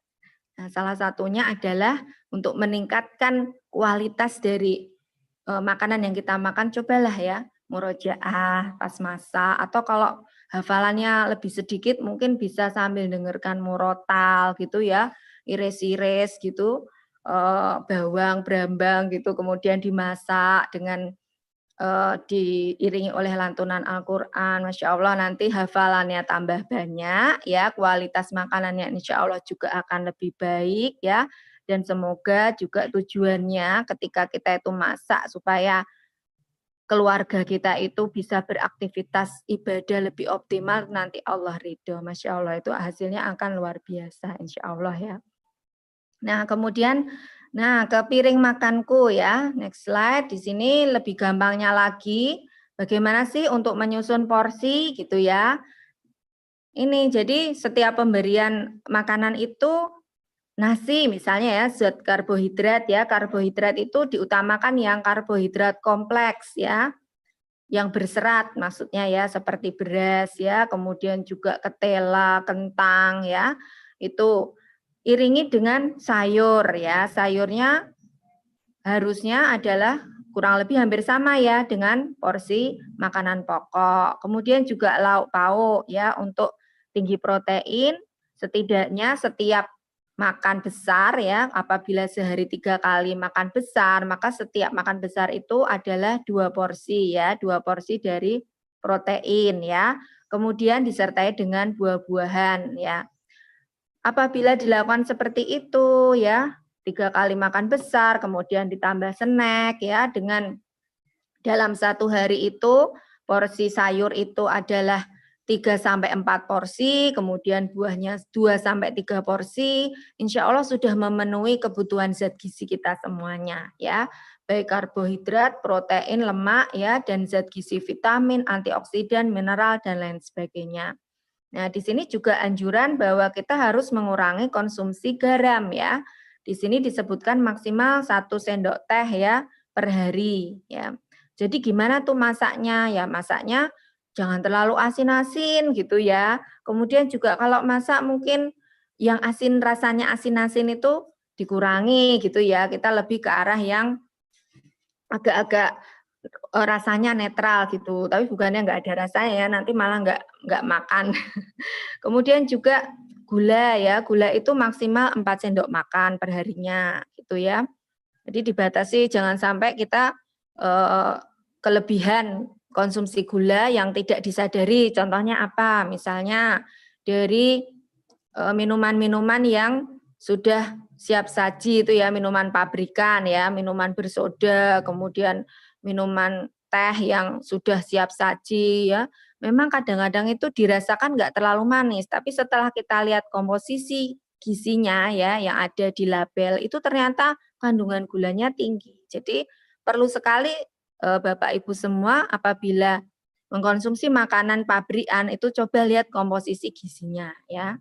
Dilihat komposisi gizinya bagaimana, apakah tinggi gulanya, kadang-kadang juga lemaknya ya, lemak jenuhnya itu tinggi gitu ya.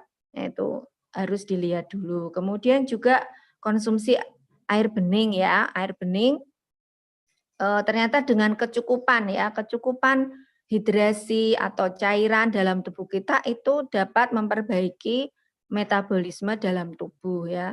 Termasuk teman-teman yang punya niatan untuk menurunkan berat badan, itu dengan mencukupi kebutuhan cairan itu juga akan membantu proses penurunan berat badan gitu ya. Seperti itu. Jadi banyak hal-hal yang harus diperhatikan dalam menyusun menu sehari-hari. Nah, ini contohnya bagaimana sekali makan ya nasinya 150 gram ya. Kemudian lauknya 2 porsi. Kemudian juga sayurnya kurang lebih 1 mangkok kecil itu 150 gram ya. Kemudian juga buah ya. Buah juga kita sajikan ya. Di slide selanjutnya di situ ada contoh yang jelas ya bagaimana bentuk makanannya. Nah, gimana sih supaya membatasi asupan lemak jenuhnya tadi ya, kan harus dibatasi itu lemaknya, lemak jenuh ya. Yaitu banyak-banyaklah memasak dengan mengukus ya, kemudian juga mungkin kalau menumis itu minyaknya juga jangan terlalu berlebihan ya. Kemudian yang ketiga juga dengan panggang ya, kemudian merebus. Nah, jadi makanan-makanan itu diolah sedemikian rupa. Kemudian juga di ini ya, di dietetik ya dari TCM Traditional Chinese Medicine itu juga pernah saya baca nih hal yang menarik terkait dengan COVID ya, bahwa ternyata kalau pasien-pasien dengan COVID itu ada sifatnya yaitu dingin dan lembab gitu ya. Kalau dalam bahasa TCM ya, ternyata makanan-makanan apa yang bagus ya menghangatkan. Jadi kalau bisa untuk teman-teman, apalagi ini sudah musim hujan ya, dingin gitu ya, hindarilah minuman yang dingin, makanan yang dingin. Jadi lebih ke arah makanan yang hangat gitu ya. Kemudian juga kita masukkan tadi ya di resep-resep itu ya, zat-zat aktif yang sifatnya menghangatkan. Apa contohnya? Dari rimpang-rimpang itu ya, jahe, kunir itu ya, itu bagus sekali ya untuk menghangatkan. Dan juga sudah terbukti memiliki sifat antioksidan, kemudian antiinflamasi ya. Contohnya untuk jahe itu mengandung gingerol dan ternyata sudah terbukti baik sekali untuk imunitas ya. Kemudian selanjutnya, nah, masak makanan dengan kukus, rebus, pepes tuh ya, di slide selanjutnya, panggang untuk mengurangi asupan lemak jenuh dan lemak trans. Dan untuk mengurangi asupan lemak jenuh bisa juga kita mensubstitusi ya makanan yang dengan kandungan lemak jenuh itu dengan meningkatkan asupan dan makanan yang banyak mengandung asam lemak tak jenuh ya. Contohnya alpukat ya, kacang-kacangan seperti itu. Selain kacang itu magnesiumnya juga bagus, dia juga mengandung asam lemak tak jenuh. Jadi seperti itu. Kemudian gunakan zat bioaktif yang terbukti bermanfaat ya tadi, wedang jahe, wedang kunir gitu nggih. Kemudian mungkin sup gitu. Sup kita kalau sup biasa itu kan bawang putih ya. Kemudian diberi sayur dan juga kaldu atau ditambahkan ayam misal. Nah, kita bisa tambahkan lagi tuh nilai terapi gitu ya kalau bisa kita sebut begitu di makanan itu, misal ditambah jahe gitu ya. Ditambahkan aja sup jahe atau mungkin ditambahkan kunir gitu ya di sup itu ya. Rasanya nanti aneh enggak, nanti rasanya akan tetap enak. Yang penting ketika masak, Ibu rasanya bahagia, itu nanti makanannya pasti enak-enak ya. Kemudian selanjutnya adalah pilih bahan makanan yang segar. Jadi memang lebih diutamakan makanan segar ya, sehingga dihindari ya makanan-makanan yang non sewu, frozen food gitu ya, itu juga harus dikurangi gitu. Kemudian makanan yang siap saji ya, makanan yang diingat-ngat kalau orang Jawa ya, orang Jawa itu bolak-balik diingat, wah itu tambah lagi zat gizinya sudah hilang ya, kemudian yang dimakan juga tinggal makanan yang mengandung asam lemak jenuh ya, karena bolak-balik dihangatkan, apalagi kalau bolak-balik digoreng, lah itu tambah lagi lemak transnya juga tinggi, padahal tidak baik ya, terutama untuk penyakit pembuluh darah itu kurang baik itu konsumsi lemak trans, kemudian lemak jenuh. Kemudian masakan rumah lebih utama. Tetap ya lebih baik memasak sendiri, kalau kepepet-pepet ya dibawa pulang aja ya, tidak makan di luar ya. Kemudian juga pilih makanan selingan berupa buah atau sayuran. Jadi ya biasanya kan snack itu yang enak apa nih hujan-hujan ya? Gorengan ya, kemudian apa? Es sirup gitu ya, es gitu ya. Nah, coba di pelan-pelan lah diganti ya kebiasaannya itu ya, makanan selingannya buah, sayur gitu ya.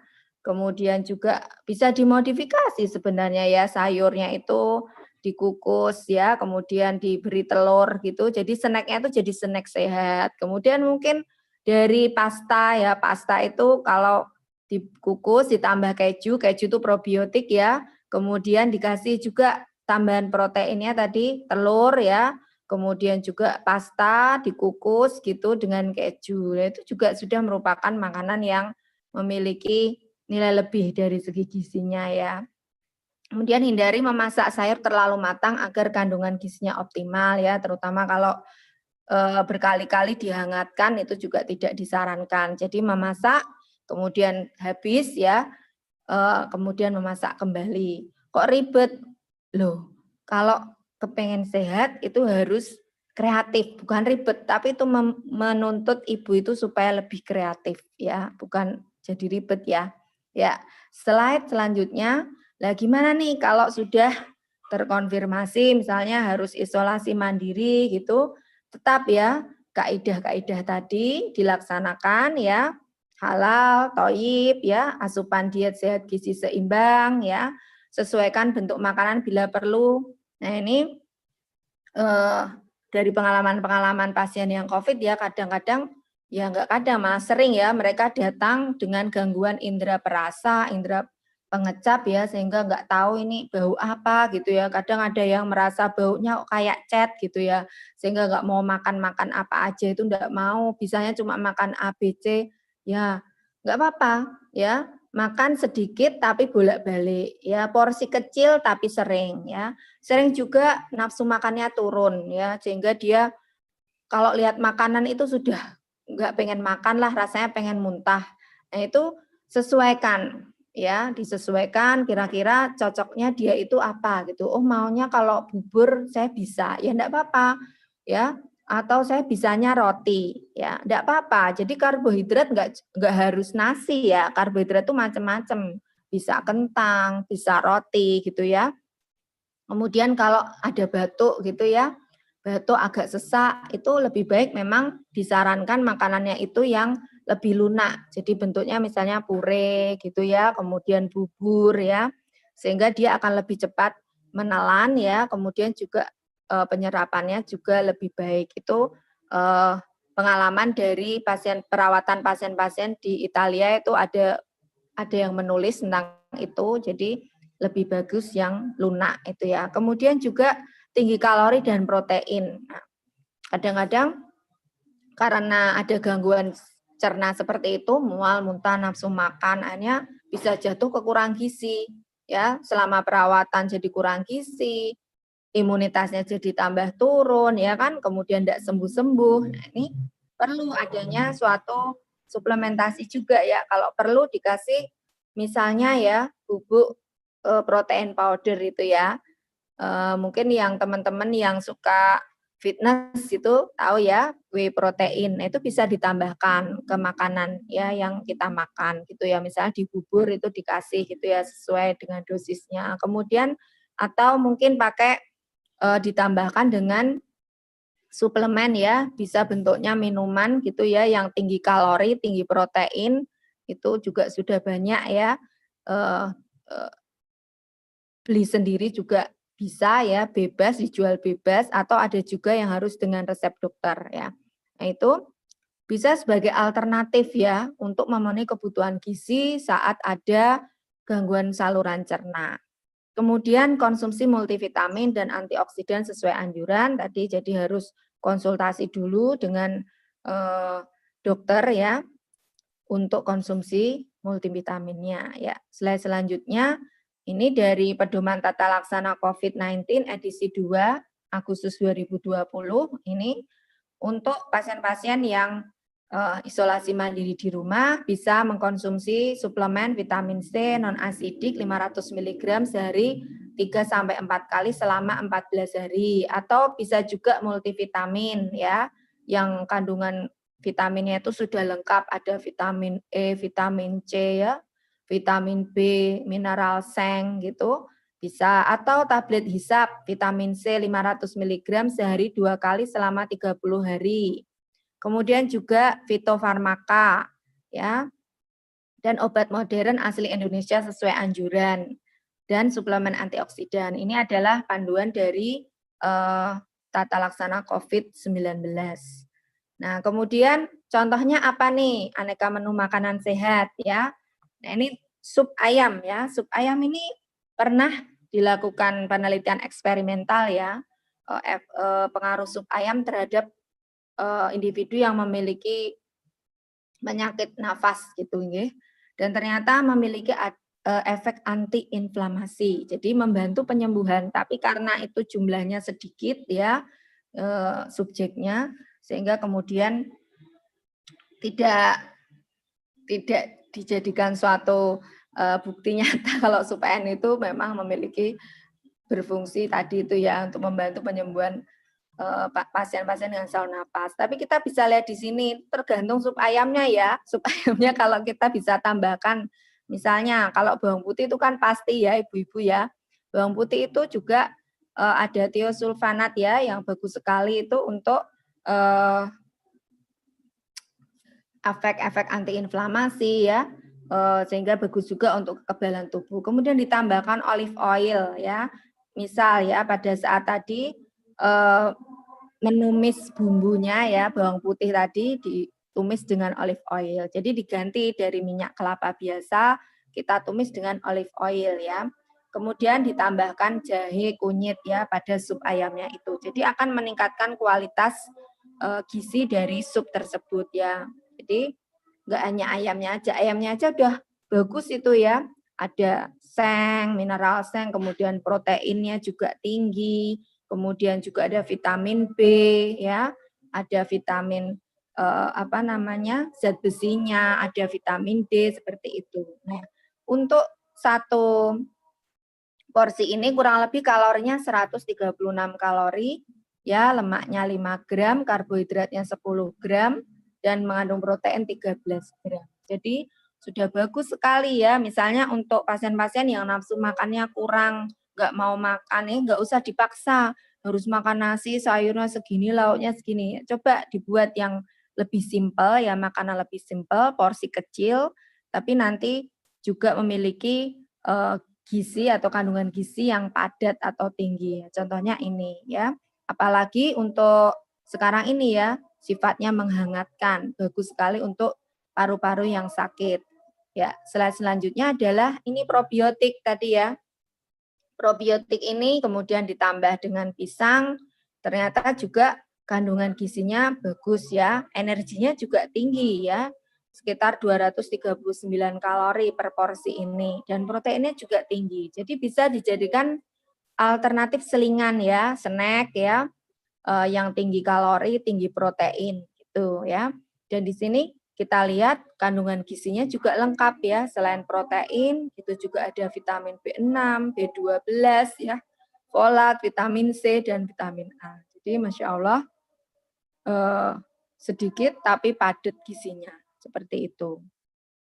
Nah, kemudian juga banyak ya, sebenarnya di Indonesia itu sudah banyak sekali resep-resep karena nenek moyang kita itu kan kaya sekali dengan warisan rimpang-rimpang itu ya, dan itu sudah masuk ke dalam resep-resep warisan dari nenek moyang kita. Jadi yang seperti itulah sekarang ini ya, kita sajikan untuk keluarga, untuk meningkatkan imunitas, dan juga untuk yang sakit gitu ya, bagaimana kita bisa lebih kreatif, nggak mau makan ini nih, terutama kalau yang sudah sepuh-sepuh itu ya, nggak kersodari ini besoknya udah ganti lagi, enggak apa-apa, makan porsi kecil, tapi sering, kemudian mungkin ditambahkan suplemen tadi ya, seperti itu untuk meningkatkan kandungan atau asupan gizi.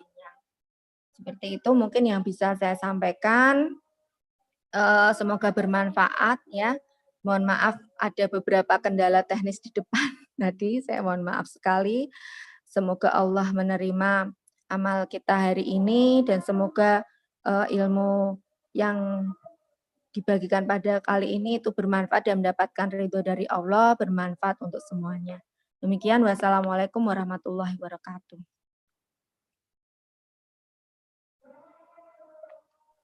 Waalaikumsalam warahmatullahi wabarakatuh. Terima kasih kepada Dr. Mela dan Vetria Melani dan Dr. Eka. Ini banyak sekali pertanyaan yang disampaikan melalui chat. Teman, memang nanti kita akan pilih gitu ya, batasan waktu. Ini sebenarnya sudah lewat dari jadwal yang seharusnya gitu ya. Kayaknya memang 1,5 jam tuh kurang mungkin ya. Jadi mungkin ini pertama ya, mungkin yang saya pilih gitu ya, karena memang sangat banyak. Mohon maaf mungkin nanti jika tidak semua pertanyaan bisa dijawab oleh narasumber.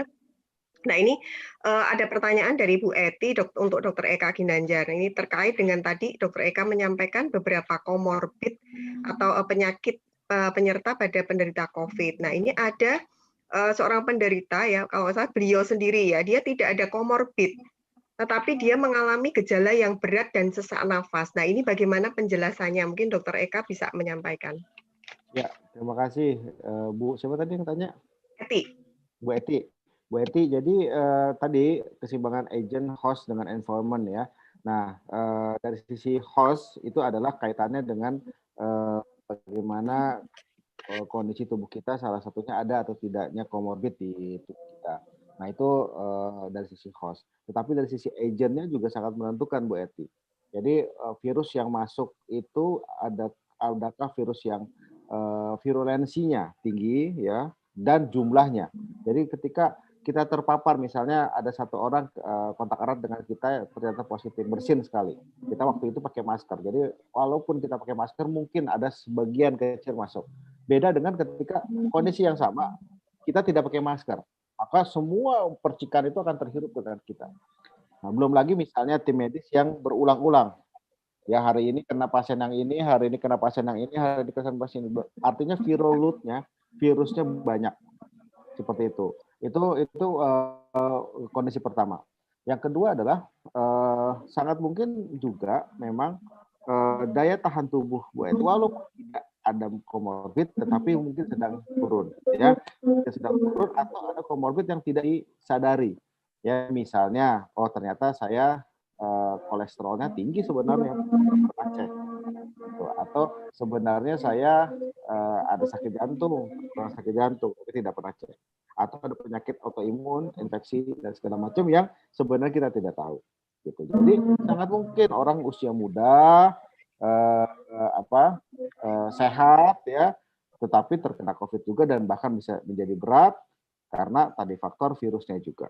Ya, jadi walaupun memang kondisi yang sering terkena COVID dan menjadi berat adalah kondisi dengan komorbid, dengan faktor kondisi tubuh yang kurang fit saat itu.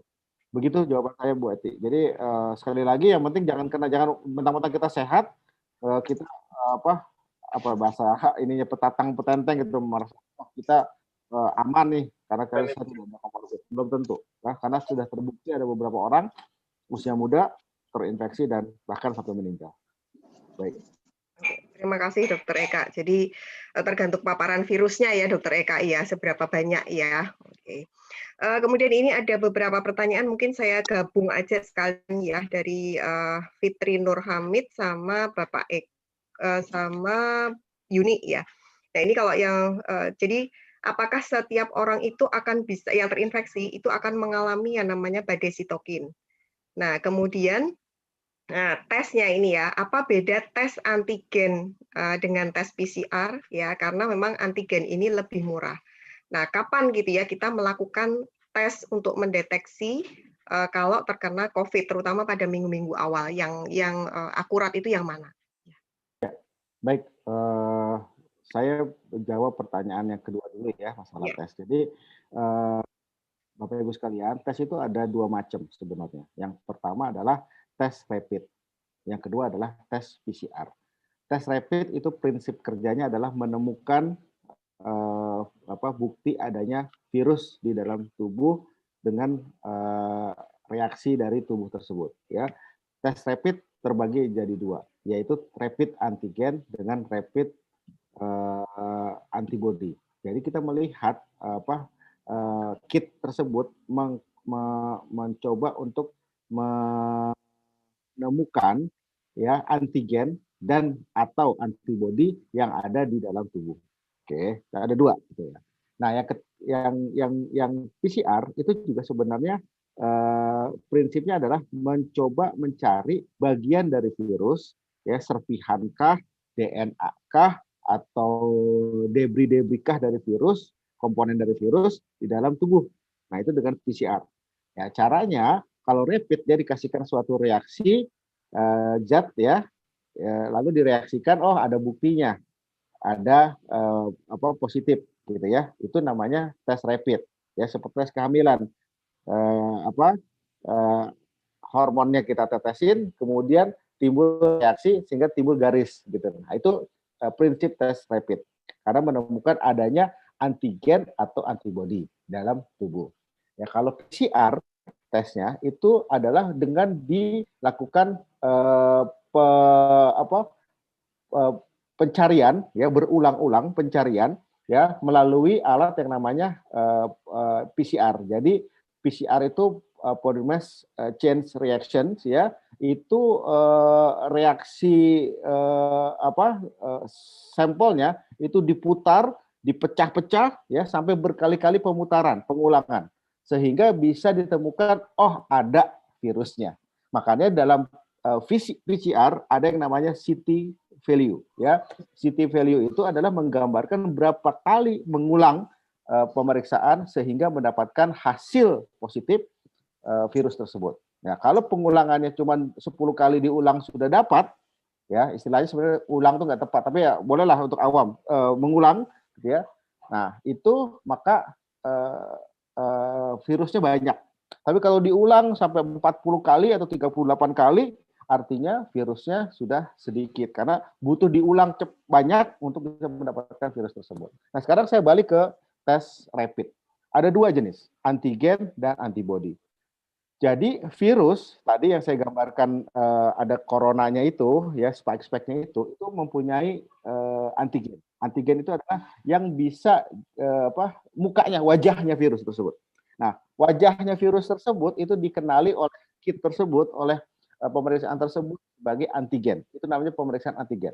Ini sangat baik untuk mendeteksi virus di fase awal. Ya, kenapa? Karena ketika di awal itu dia hanya baru masuk, belum bereaksi dalam tubuh. Nah,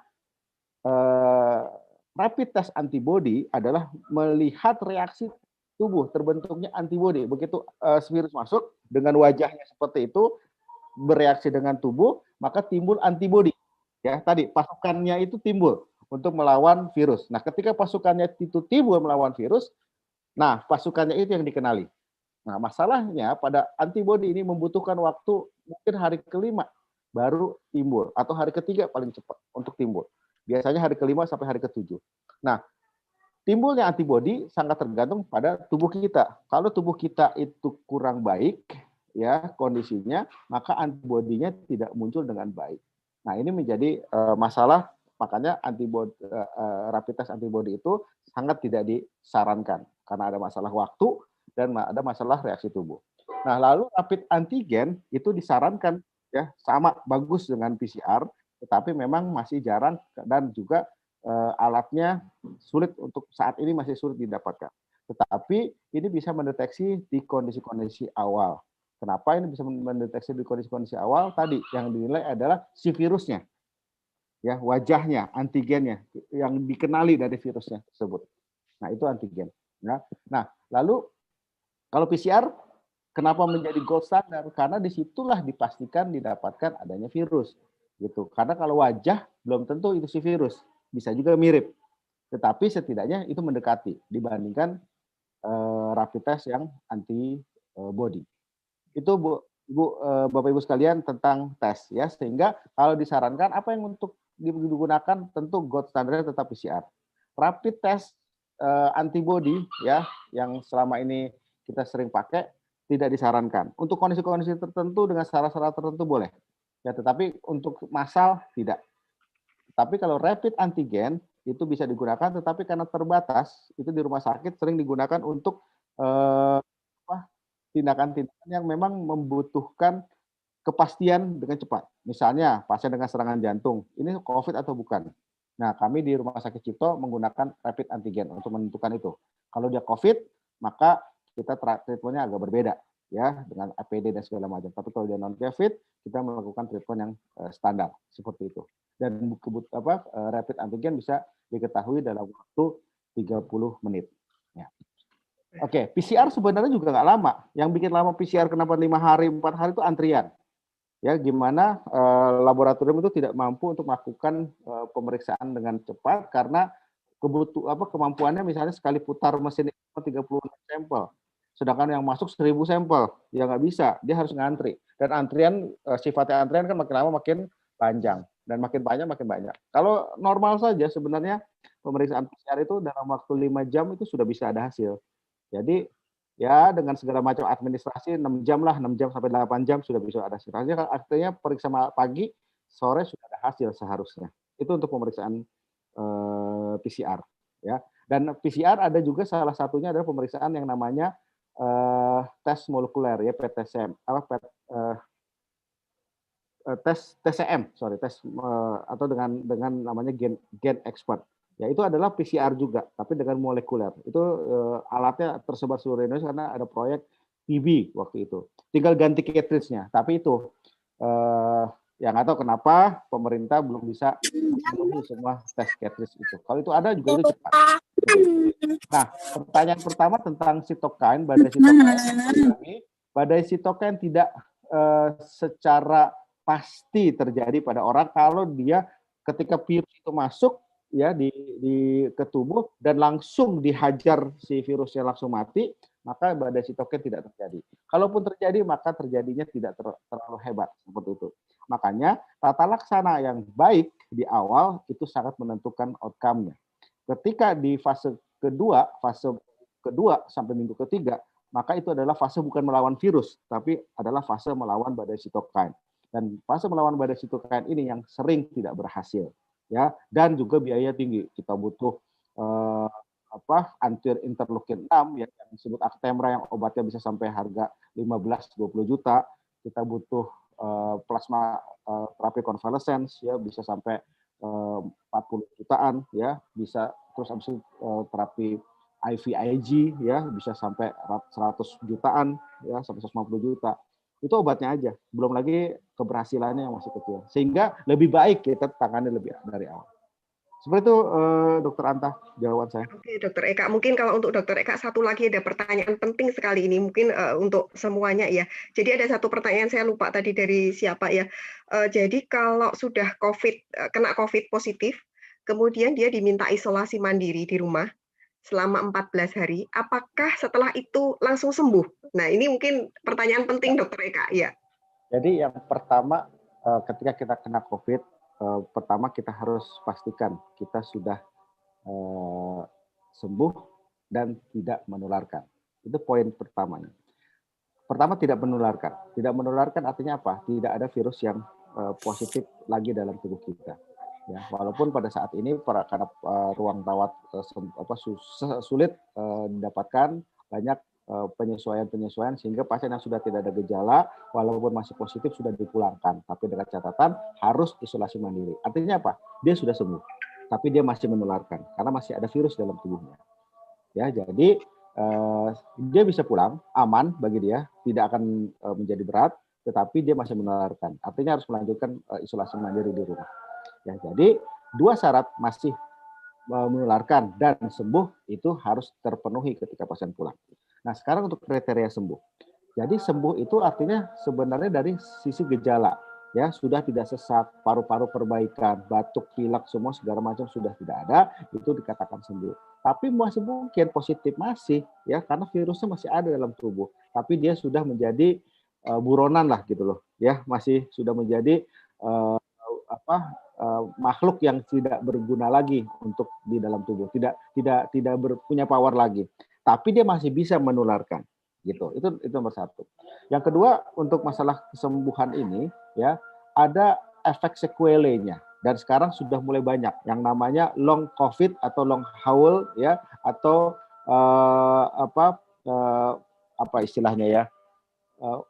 Sakit COVID berkepanjangan, ada yang bilang seperti itu ya, atau yang sekarang bahasanya long COVID ya.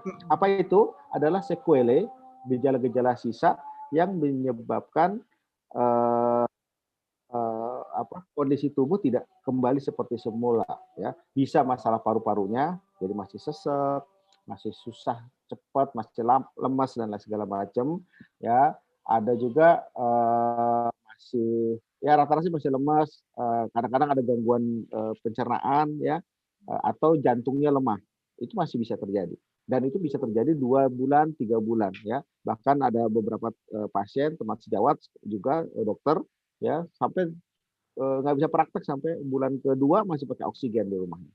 Bulan ketiga sudah bisa praktek tapi masih cepat capek. Ya baru bulan keempat baru bisa pure baik lagi. Itu berkaitan dengan seberapa rusaknya paru-paru akibat COVID tersebut, ya, terus seberapa rusaknya jantung, reaksinya dan lain sebagainya.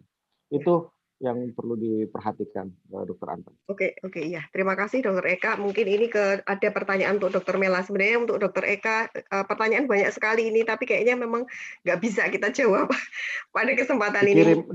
dikirim aja ke saya Dokter Anta, nanti saya coba jawab. Saya follow IG-nya Dokter Eka kali biar. Boleh. Biar follow Dokter IG-nya. Ya. Iya. Oke. Ya, mungkin ini pertanyaan untuk Dokter Mela dulu. Saya pilih ada beberapa pertanyaan ini Dokter Mela, tapi saya pilih aja nih Dokter Mela. Jadi kalau untuk pasien COVID yang dia itu sudah ada komorbid diabetes dan cuci darah, nah ini gimana untuk makannya Dokter Mela? Itu yang pertama. Kemudian yang kedua, kalau untuk konsumsi vitamin C untuk pencegahan COVID, nah itu sebaiknya bagaimana? Mungkin Dokter Mela bisa menyampaikan ini. Oke, terima kasih. Baik, yang pertama, bagaimana kalau pasien itu ada diabetes ya, kemudian juga cuci darah, tentunya disesuaikan ya. Dietnya ada diet khusus untuk diabetes dan cuci darah ya. Untuk energinya kita sesuaikan ya, kebutuhannya. Kemudian juga untuk kaidah umum pasien diabetes itu ya sebenarnya hampir sama ya, seperti harus jelas ya. Sebenarnya seperti harus membatasi asupan gula sederhana, kemudian juga karbohidratnya dipilih yang kompleks ya. Kemudian juga sayuran-sayurannya itu dipilih ya. Karena kadang-kadang ada kondisi di mana harus membatasi asupan sayur dan buah terkait dengan kadar kalium darah. Jadi intinya adalah bila ada komorbid, maka kendalikan komorbid itu dari segi gizi ya, selain dari obat ya, terus dikonsumsi sesuai dengan anjuran dokter, dari gizinya disesuaikan bagaimana. Penyesuaiannya bagaimana? Konsul ya, konsultasi ke ahli gizi, dietitian ya, ke dokter gizi, kalau misalnya di situ ada dokter gizi gitu ya, bisa terjangkau, itu nanti dibantu bagaimana penyesuaiannya dari energi, protein ya, kemudian karbohidrat ya, terus jenis-jenis makanannya bagaimana, kemudian kalau ada kebutuhan zat gizi ya yang perlu ditambah itu nanti akan dibantu di situ. Jadi memang gizi itu sifatnya individu sekali ya. Satu orang misalnya punya komorbid yang sama pun, sama-sama punya diabetes, sama-sama cuci darah, dengan individu B ya, dengan komorbid yang sama bisa berbeda nanti pengaturan menu, pengaturan energinya ya, karena banyak hal yang menentukan bagaimana asupan gizi seseorang ya itu. Kemudian yang kedua tadi, anjuran vitamin C ya untuk pencegahan ya. Dari ESPEN ya, baik itu dan juga ESPEN itu rekomendasi ya dari rekomendasi atau panduan ya untuk gizi pasien-pasien yang non-sewu individu sehat yang ingin meningkatkan kekebalan tubuh sampai sekarang itu panduannya adalah sesuai dengan angka kecukupan gizi. Jadi kalau untuk wanita ya kurang lebih ya untuk laki-laki dan perempuan antara 75 sampai 90 mg per hari itu sudah cukup untuk menjaga kesehatan tubuh kita. Nah, untuk pemberian suplemen itu nanti disesuaikan, mungkin dia ada komorbid ya, mungkin dia ada penyakit lain yang dia itu harus meningkatkan asupannya. Contohnya ya pasien diabetes, ada ulkus ya, ada lukanya diabetes itu dia butuh zat gizi khusus ya. Yang lainnya yang lebih meningkat ya, tidak hanya sesuai dengan angka kecukupan gizi, jadi harus ditingkatkan lah kondisi-kondisi khusus itu. Tapi kalau untuk yang sehat, kemudian tidak ada komorbid, sesuaikan dengan angka kecukupan gizi. Dan yang menarik di sini, misal ya untuk 90 mg vitamin C itu sebenarnya dari kita bisa memenuhinya dari makanan aja sih, tidak harus suplemen ya. Cukup dengan makanan yang bergizi, gizi seimbang tadi ya, sayuran itu 3 sampai 4 porsi sehari, buah-buahan 2 porsi, itu vitamin C itu sudah tercukupi ya. Contohnya ini untuk 100 gram jambu biji itu dia kandungan vitamin C-nya sudah tinggi, sekitar 150 mg-an ya, padahal kita butuhnya cuma 90. Jadi kalau makanan kita sudah sesuai dengan gizi seimbang, sebenarnya sudah memenuhi semuanya, termasuk vitamin C. Mungkin itu Bu Anta.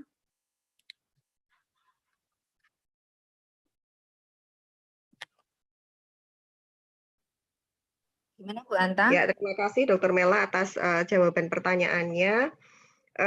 Satu lagi ini yang menarik tadi Dokter Mela sempat menanyakan tentang kopi ya. Ini ada pertanyaan dari YouTube ya, dari peserta yang ada di YouTube ya. Jadi tadi Dr. Mela menyampaikan untuk kopi itu dapat meningkatkan imun. Nah, untuk untuk penderita hipertensi bagaimana ini, Dr. Mela? Iya, betul ya. Karena untuk kafein sendiri itu ada salah satu efeknya itu meningkatkan tekanan darah. Jadi sebenarnya untuk panduannya masih boleh minum kopi ya dengan jumlah yang sesuai. Jadi maksimal itu adalah 1 hingga 2 cangkir per hari ya. Dan juga lihat kondisi, kalau pas itu tensinya tinggi ya nggak usah dulu deh minum kopi, nunggu dulu nanti tensinya sudah agak turun ya. Mungkin pas tensinya itu sudah dalam batas normal, monggo kalau mau ngunjuk kopi seperti itu. Dan di tulisan yang lain memang kopi itu ada efek yang baik sekali ya mendukung fungsi sel-sel imun. Tapi di tulisan yang lain itu ada kalau berlebihan konsumsinya malah justru menekan respon imun. Nah, jadi tetap ya yang sedang-sedang sajalah seperti Rasulullah bilang itu ya sesuai dengan kebutuhan toyib, sesuai kebutuhan kita. Itu aja ya untuk kopi. Mungkin itu Bu Anta. Ya, terima kasih Dr. Mela ya. Ini karena keterbatasan waktu dan kebetulan memang juga sudah adzan zuhur gitu ya. Jadi sepertinya masih banyak sekali dan ini tentang pertanyaan tentang vaksin. Nah, mungkin nanti next monggo untuk Prokami Jateng bisa memfasilitasi karena banyak peserta yang menyampaikan pertanyaan tentang vaksin karena ini kan pemerintah sedang mulai gitu ya, akan melaksanakan vaksinasi untuk yang COVID ini ya. Kemudian untuk yang pertanyaan-pertanyaan tentang herbal juga ini insya Allah nanti kita akan ada ya di pertemuan berikutnya gitu ya. Nantikan share dari Prokami Jawa Tengah gitu ya. Kita akan membahas nanti tentang herbal ini, bagaimana herbal untuk COVID ini gitu ya. Nah, mungkin dari kami sebagai moderator sementara ini yang bisa kita sampaikan pada acara bicara tentang COVID-19 pada hari ini. Kemudian kami ucapkan terima kasih kepada para pembicara gitu ya, yang sudah meluangkan waktu gitu ya untuk menyampaikan kepada kami gitu ya. Dan juga pada peserta semuanya, kepada Dr. Eka Ginanjar dan juga kepada Dr. Fetria Melani yang sudah menyampaikan materinya. Nah, ini Pak Hadi, halo cek Pak Hadi. Masih ada Pak Hadi? Bu. Oh ya. Iya, siap. Peserta open camp dulu ya Pak ya. Ya, monggo untuk dokumentasi. Oh, baik. Ya.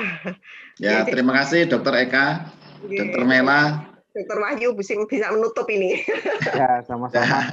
Ya, nanti tolong kalau kita butuh referensi pembicara lagi tadi Dr. Anta sudah nyampaikan mungkin tentang herbal atau tentang vaksin yang sedang hangat nanti bisa ditindaklanjuti biar untuk boleh teman-teman di Jawa Tengah.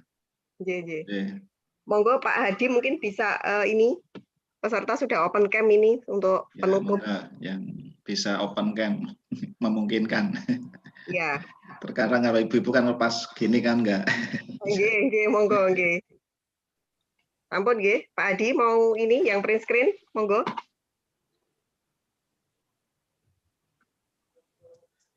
Bisa dibuka Bu, bisa dibuka mandiri saja. Nggih, kita mulai nggih. 1, 2, 3. Ya, berikutnya 1, 2, 3.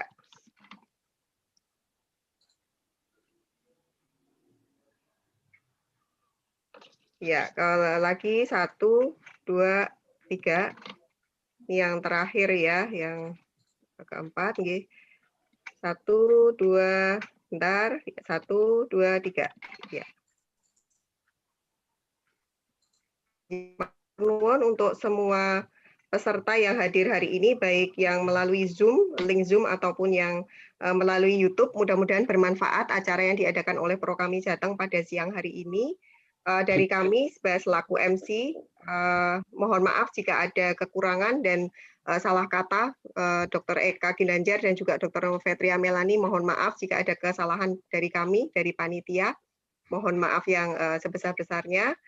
Mungkin kami tutup, Pak Wahyu mau menutup Oke, dengan monggo, oke, langsung aja Bu Anta. Oke, langsung aja. Oke, Kita terima kasih. Pokoknya siap. Pak Dr. Eka, Mbak Mela, dan Ya. semuanya ya nanti tunggu event berikutnya. Ya, insya Allah. Oke. Nanti mungkin yang terdekat 23 Desember. Mungkin Oh, ditunggu. sudah ada planning. Oh ya, siap. Time-nya tinggal nanti menunggu flyernya aja. Oke, siap. Terima kasih kepada semuanya. Kita Jaga, tutup monggo. dengan baca hamdalah. Alhamdulillahirabbil alamin. Subhanakallahumma bihamdika asyhadu an la ilaha illa anta astaghfiruka wa atubu ilaik. Sekian. Assalamualaikum warahmatullahi wabarakatuh. Matur nuwun. Waalaikumsalam. Dr. Eka, jaga kesehatan, dokter. Ya, sama-sama.